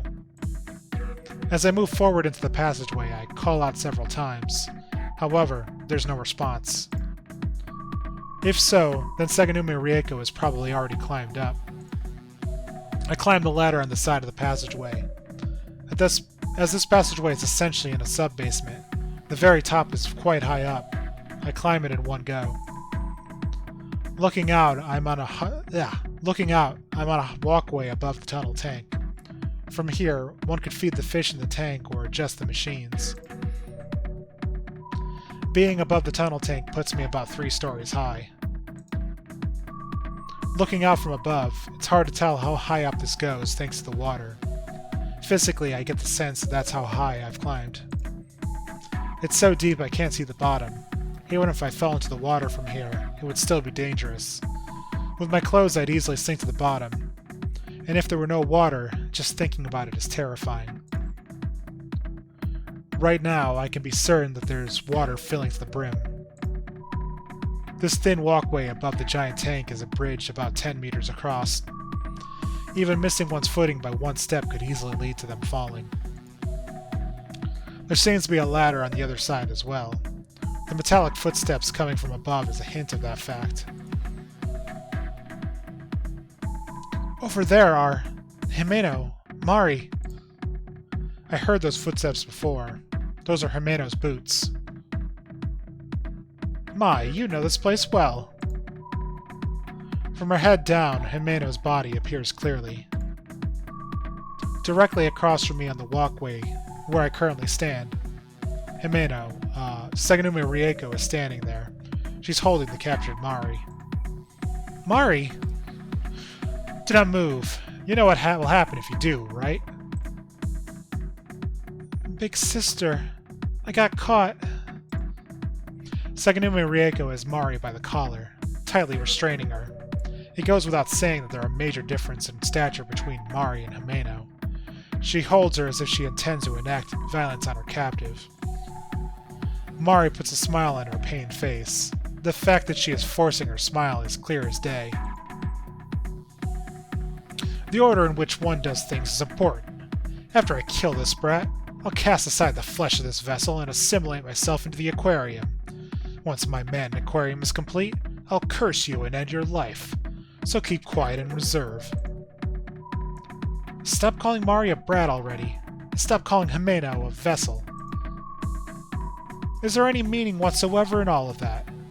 For me, the role one plays takes precedence. And in all my world, I'm the center. How awful. I can't think of you as a human. Mari alone is bad enough, but Himeno is being held hostage here as well. If Himeno drowns, I can't save her. How can I possibly save both of them? I frantically search my thoughts. Saganumi Rieko isn't taking her eyes off of me. The same moment I become aware of her stare, she laughs boldly. Mayu, you're the one who's awful. What? With that brief phase, she halted my thoughts. Just like the bizarre phenomena of the deep-sea fish booth, her voice and tone are unmistakably Himeno's. Leaving me in that terrible place. It's your fault that I've ended up like this, Himayu. If you had just told me the truth about yourself, we wouldn't have gotten into a fight. If you had just told me about the things like your sister gone missing, or that she was here, instead of deciding everything on your own, I wouldn't have ended up like this. Himeno, so that's how you saw it?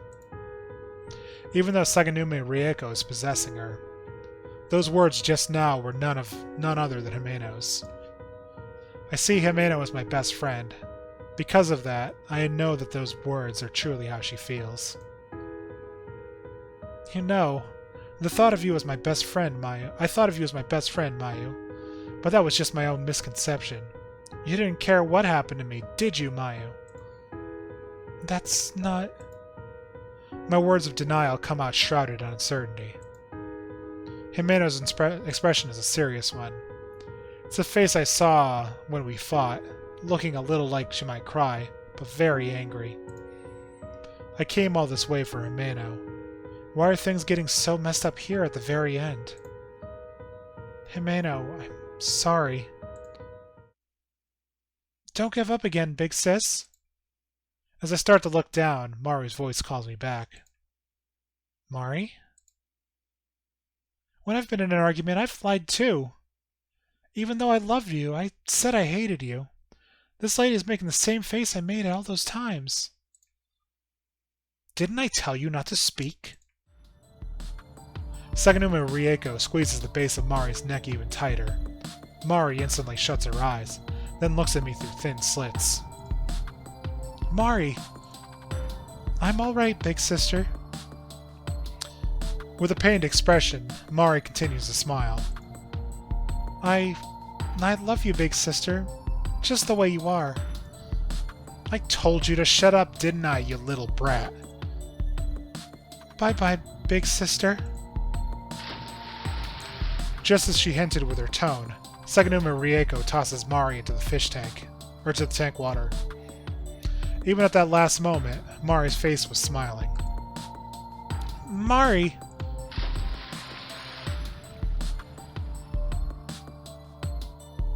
It's It's almost a reflex, and I dive into the tank.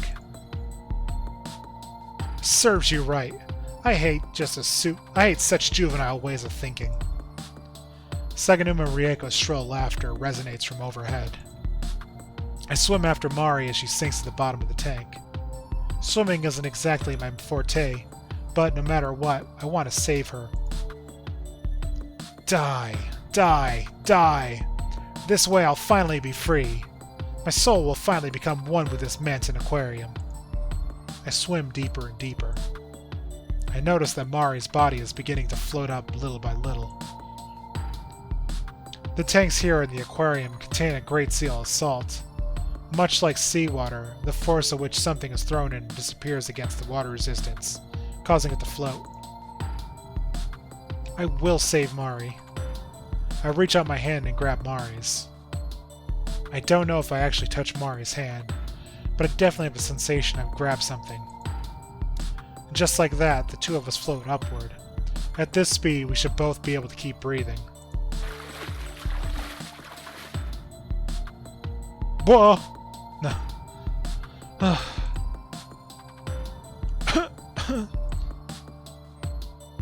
This time I was able to save you, Mari. I was able to save you. Thank you, big sister. I don't think I can consider it saving her, if she's already dead. This time I was able to hold the hand of my one and only little sister, whom I was unable to save 5 years ago. The thoughts and feelings that have lingered on for 5 years are finally able to get through. I am unbelievably happy. My, what a pity. Huh?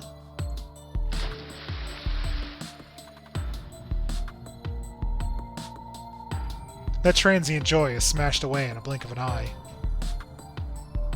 Oh, give me 1 second. Saganuma Rieko is also leapt in the tank. Riding the force of her dive, she grabs hold on us and pulls us toward the bottom of the tank. Her strength is so great, it's impossible to think of it as human. No matter how great Himeno's reflexes are, there should be no way for her to drag 2 people underwater. This is the manifestation of Saganuma Rieko's grudge. I thought I would properly curse you to death, but I've changed my mind. You could die here with your best friend. I could hear Saganuma Rieko so clearly. Her voice seems to be echoing right through my mind. Despite the fact that we're underwater, it rattles my brain like the clanging of a bell. I have become a piece of my grudge, giving shape to my Manton aquarium.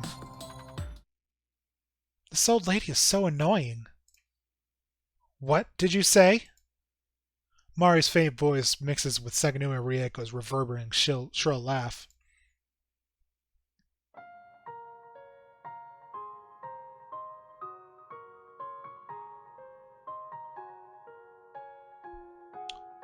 Big sister, I'm so glad you saved me in the end. Mari is enveloped by a white light spreading out from her chest. The light gradually grows larger, quickly spreading throughout the entire tank. Take good care of your friend.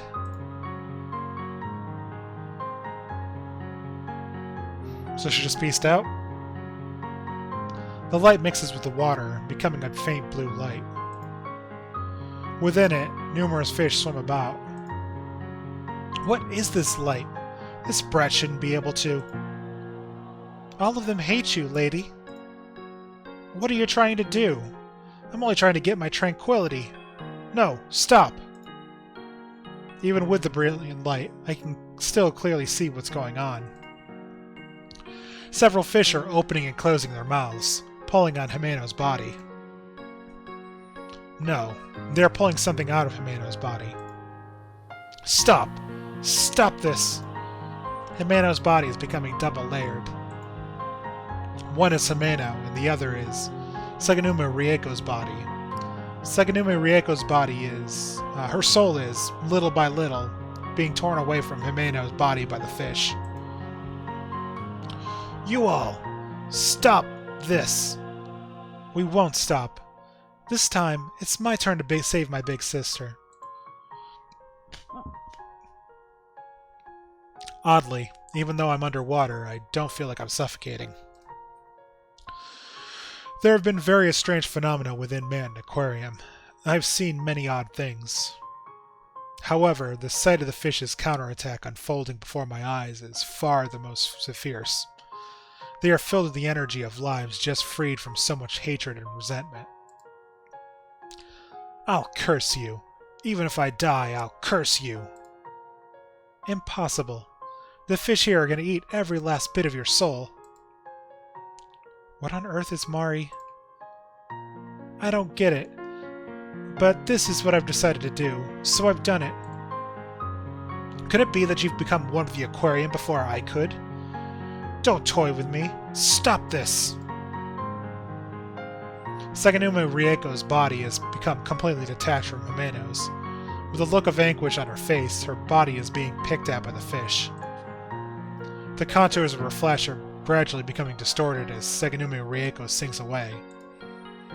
In contrast, I am floating towards the top of the tank. It isn't because I am swimming, nor because of the buoyancy. Orca, sea lions, and various other sea mammals are pushing Himeno and I up. You little... This is all that I can do. From within the light I hear Mari's voice. Mari's body is no longer next to us. So hang in there just a little longer, big sister. The past. It's what created the current me. All the things that accumulated from the past. That's what I used to think made me who I am. But Mari's radiance taught me something. We, are all surrounded by the possibilities of the future. The past isn't everything I am. It's something that remains in my heart to push me even further along. Big sister, see you later. Yes, definitely. We'll meet again, Mari. This is my farewell.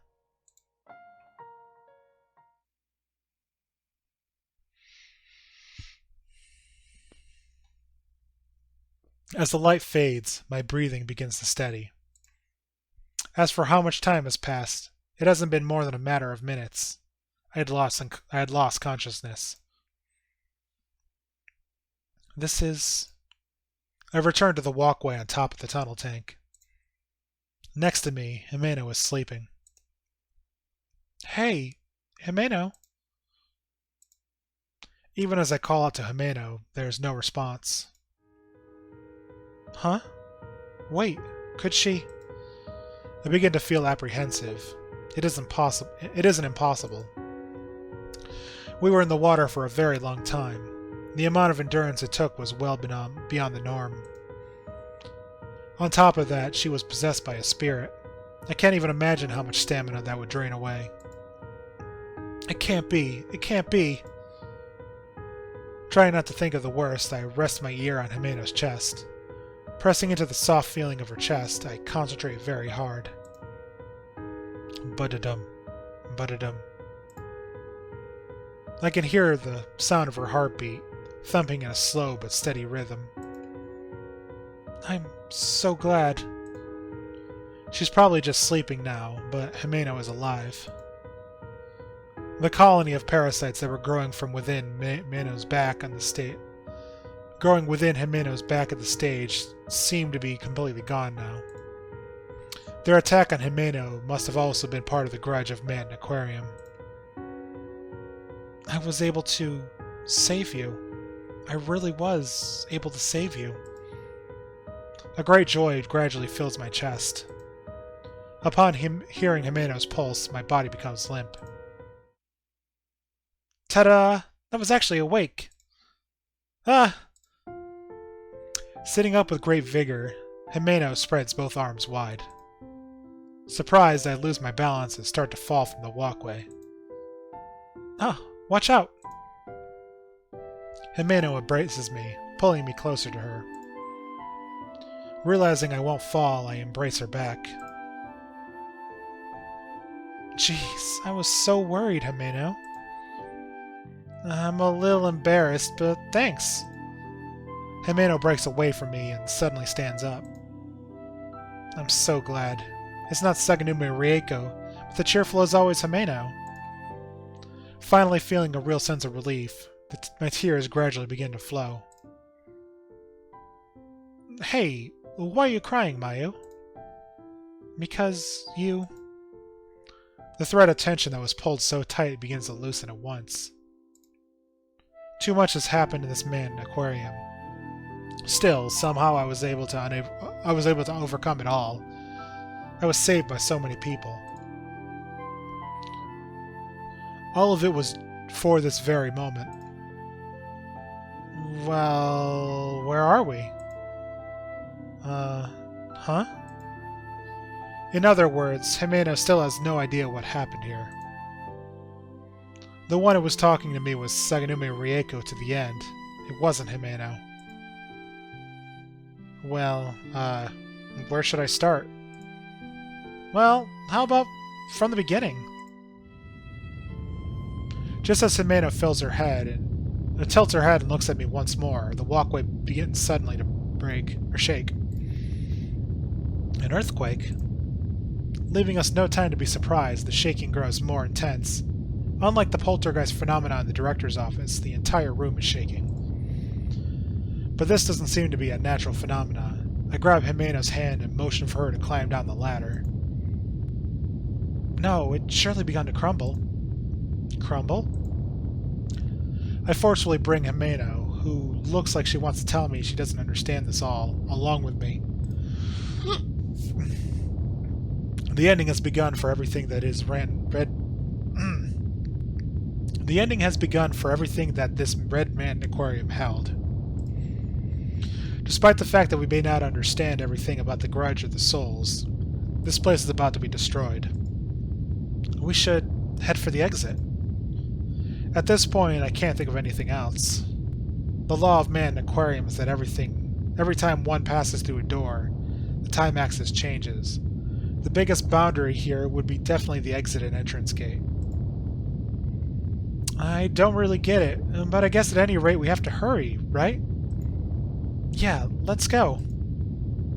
Mayu, you're pretty reliable. What are you saying? Jeez, let's hurry.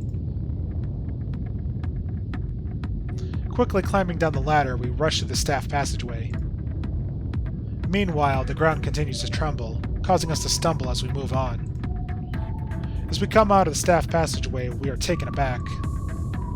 The booths in the aquarium themselves look like they've been completely eaten up by bugs and worms. The tunnel tank is cracked throughout and numerous holes are opening up through the floor. What's going on? I think it'd be pretty bad if you fell in one of these holes. Be careful, let's go. Yeah, okay. Given the circumstances, our steps speed up. Before I know it, we've reached the Tokyo Bay fish booth, the booth closest to the exit. Passing through the place we came through first, the gate is right before our eyes. We can see the elevator and reception area on the other side of the gate. However, there is nothing else there. A strange mist hangs in the spaces between the numerous automatic turnstiles. From all throughout the mist comes a bright light. It's all right. I'm sure this is it. My instinct tells me so. When I realize I'm standing in front of the gate with Himeno, I'm deeply moved. I hear the sound of teardrops falling. Finally, we made it here. Himeno probably just tilts her head at the brooding words. It's been such a long journey. Okay, let's go home. Himeno? I take Himeno's hand and ask quietly, but she suddenly looks down. You know, Mayu. Her voice is quiet. As Himeno says my name, her voice is taken on a serious air. One different from when we fought or from our fun chats at lunchtime. What's wrong, Himeno? I actually do have memories of when Saganumi Rieko took over my body. Could they be from that time?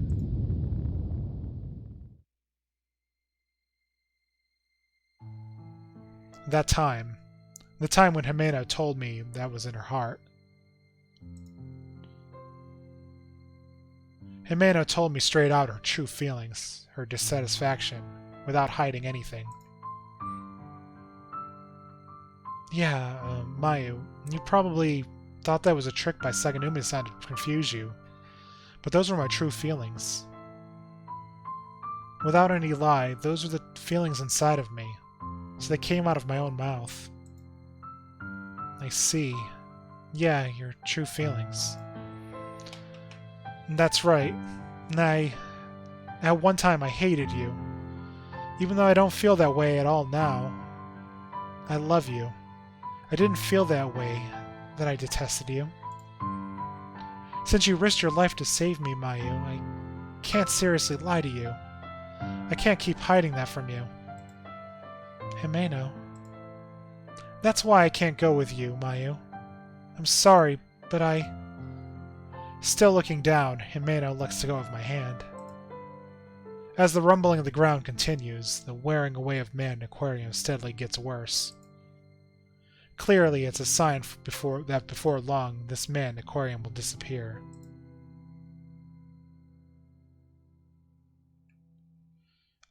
Just once, I asked him a question from within myself.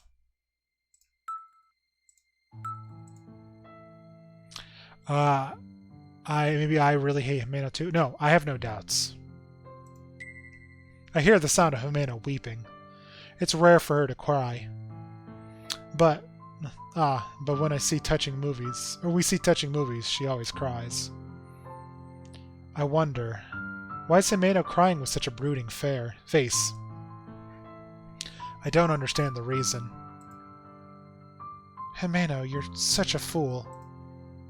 Huh? We're best friends. And the parts that I like, the parts I don't. Friends accept all of it. I tightly grab the hand that she's pulled away. Mayu. Himeno lifts her head, tears accumulating in her eyes, and rushes over to me. The two of us, together, pass through the gate. I've got a feeling if I did the other one, it would be a different ending. NVIDIA.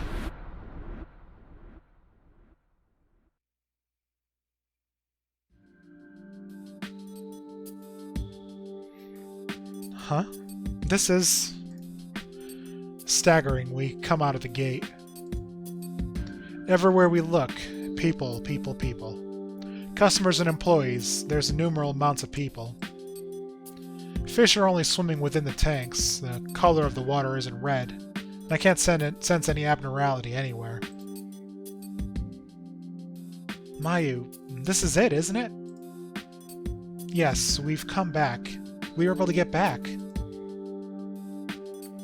As my eyes settle on the information desk at the entrance, a sudden wave of relief washes over me. Too much has happened since we came here. Himeno and I may have some minor injuries, but we've returned to the real world, more or less unscathed. I can't take any more. I'm so happy. Himeno, we're back. Exhausted, I can no longer hold back everything welling inside of me. My eyes suddenly feel hot, and large droplets overflow from them. I'm so glad. Hey, Mayu, if you cry in a place like this... I know. The people around us have no way of knowing what we've been through. I'm just a junior high schoolgirl who started to cry. I'll definitely be seen as a strange girl. Want to find some place in the edge of the room? I'll go buy some cocoa. No, let's go together. I don't want to be apart. Okay. You're such a baby, Mayu-chan. You idiot. We sit in the rest area, and Himeno pats my back. Just as I start to calm down, I glance at my watch. Which I would too if it didn't frickin' break on me. According to the time, it's about 8 o'clock at night. Our whole ordeal wasn't even a full 8 hours. Even so, it was the most densely packed period of time of my life. Say, Mayu. What's up, Himeno? I love you. Saying this in a conspicuously loud voice, Himeno winks at me. Hey, that's a bit sudden. Averting my eyes, I push Himeno away, but I can't keep a smile off my face. I don't know which of us is more embarrassed. I wanted to protect this smile, and I did. A bubbling warmth begins to boil over from within. I feel the same. Well then, let's go get some ice cream. Ooh, that's what I wanted. Now? Won't we be late getting home? It's alright. I can help you with your excuse. In that case, I'll go shopping with you. Having pulled my hand away from Himeno, I board the elevator. The me up to this point would probably have just gone on home. Coming home late once in a while is probably okay. Right now, I want to live in this very precious moment. Manton Aquarium. That place that takes up no more than a corner of Manton East Building is somewhere I can never forget.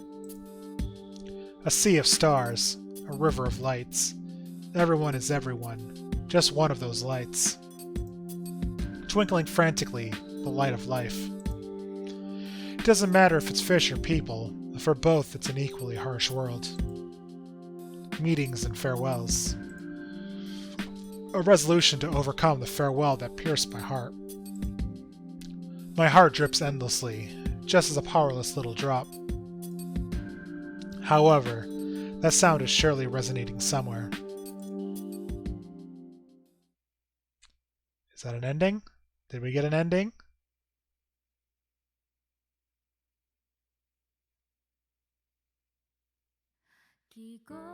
Nope, that is a credit.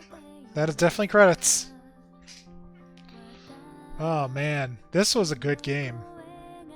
I know my voice kind of kept going out. I gotta do some better vocal training kind of stuff so I can make sure that I'm able to talk throughout these entire games.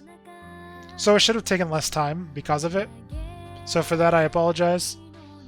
But it was a really good game. I'm kind of curious to see what some of the stuff I missed was. What some of these other endings are. But I will probably do those independently. Because I would love for any of you who saw this game being played, if you want to check out the game yourself, you can get a copy of it on Steam. It is only $13 full price, so. But here's a link to it. If you like the game and you want to experience it yourself, I really recommend you support it. Even though it appears that the developer is defunct, at least support what they did. And if they appear up again, I will definitely be checking out what they make out next.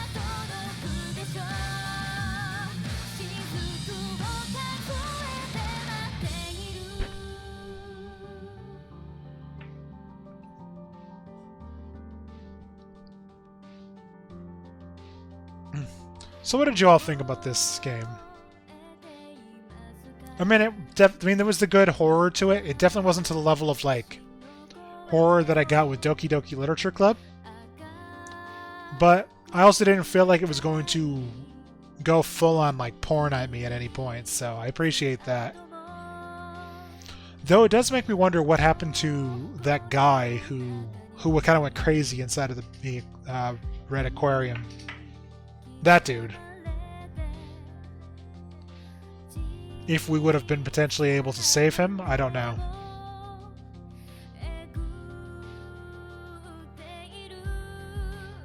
But his slasher smile was really, really creepy.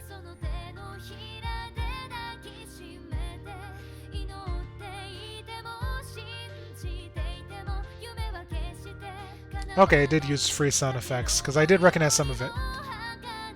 And the game is made in Ren'Py. Which, if you aren't familiar with Ren'Py, it is a open source visual novel creator written in Python. Really nice. Doki Doki Literature Club was also written in Ren'Py.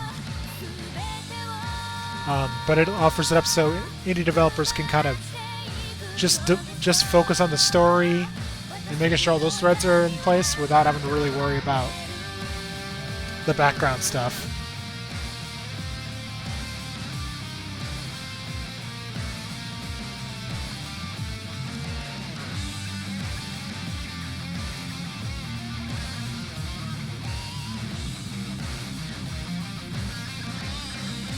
And you can thank these two for the English translation.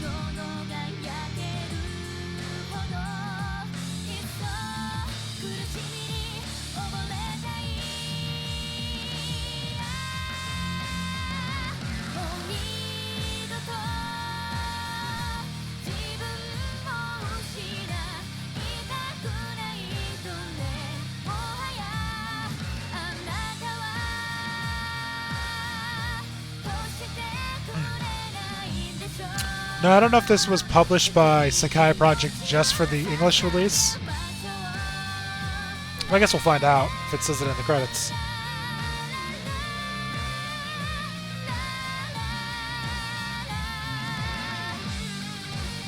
Okay, specifically the English version is by Sakai Project.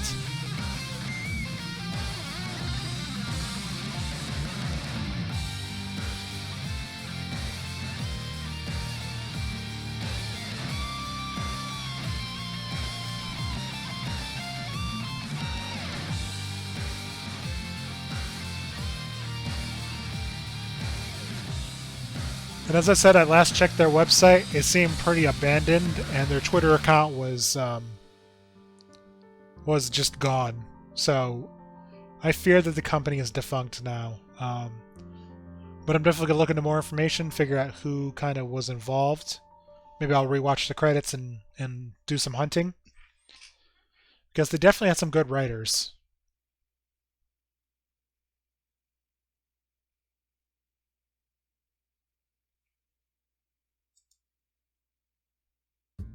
Oh. Ooh, I bought them. That necktie was so cute. And I found a strawberry-scented candle, and... You really did buy a lot. You won't get in trouble? It's fine. Ah, that's right. We haven't looked at shoes yet today. Well, let's go. Hey, wait a second, Tomato. I'm a little tired. How about we eat some ice cream and take a break? It's been 1 week since then. Himeno and I are visiting Matt in East Building again. My mother is a bit huffy about me going out for a second week in a row, but I got my way in the end. Even my nagging mother was surprised that I wouldn't back down, but I guess I've changed a little bit.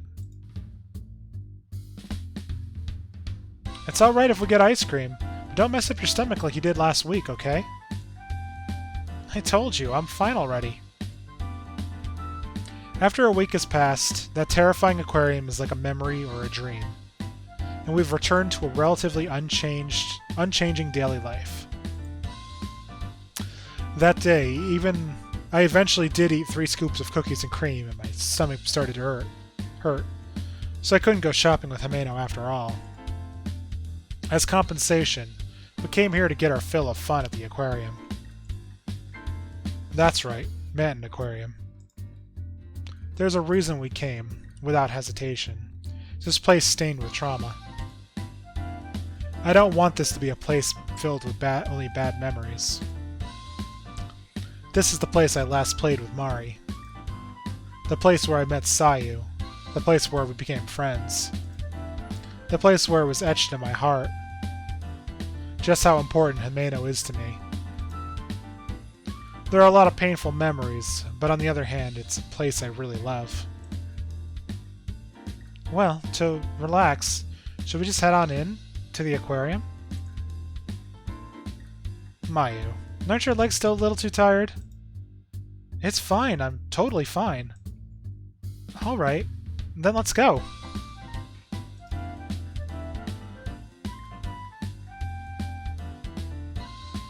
Carrying her shopping bags with both hands, Himeno energetically heads for the elevator.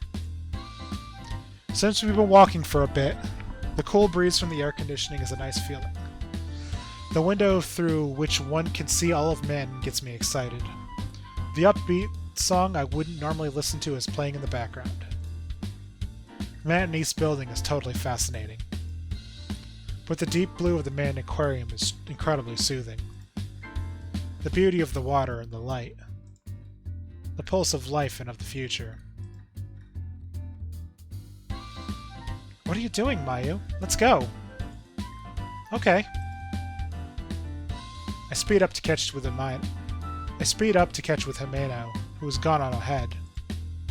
From here on, many beautiful things await me in the future. If I try my best, I can overcome all the challenges waiting me. That is why this is my farewell. Surely this is my sound of drops. Fall into poison. Finn. Which you can't see because my fat head is sitting there.